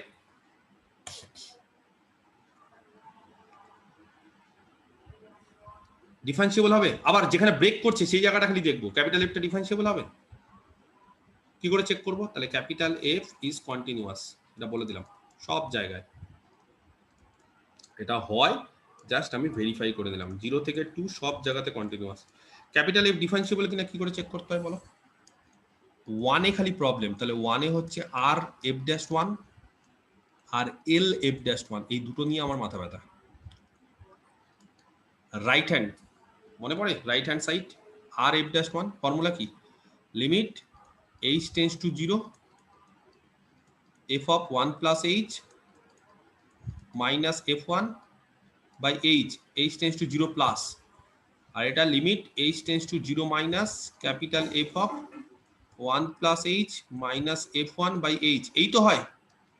আচ্ছা, limit h tends to 0 plus, বলো h এর মান যদি 0 প্লাস হয় তাহলে 1 প্লাস h কি হবে? একের থেকে বড় হবে। h যদি 0 প্লাস হয় তাহলে 1 প্লাস h মানে একের থেকে বড়। f of 1 plus h একের থেকে বড় হলে কোন ভ্যালুটা দেব? x এর মান যদি একের থেকে বড় হয় তাহলে কোন ভ্যালুটা নিব? তাহলে fx টা হবে 1/2 into x square plus 1, x এর ভ্যালু যখন একের থেকে বড়, তাহলে এখানে 1 প্লাস h, সেখানে কি নেব বলো?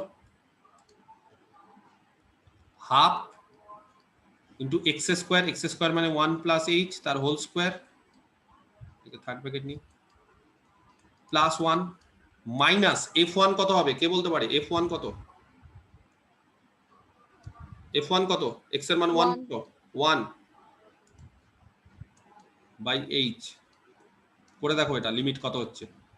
Limit h tends to 0 plus half, এটাকে ভাঙছি, h square plus 2h plus 1 ছিল, তাহলে 2 মাইনাস 1 বাই h, এখানে কেটে গেল, এটা বাদ হয়ে গেল, তাহলে দাঁড়ালো limit h tends to 0 plus, এখানে হয়ে গেল তাহলে h square plus 2h by 2h, একটা করে h কেটে দাও,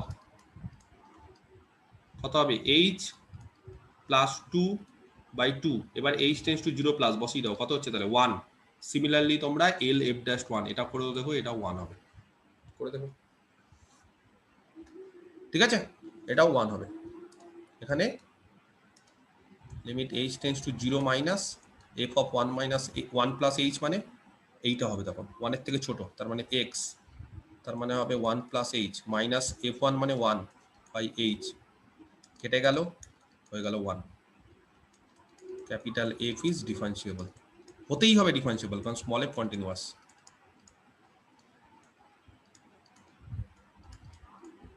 দেখো, তাহলে আজকে এই অবধি থাক,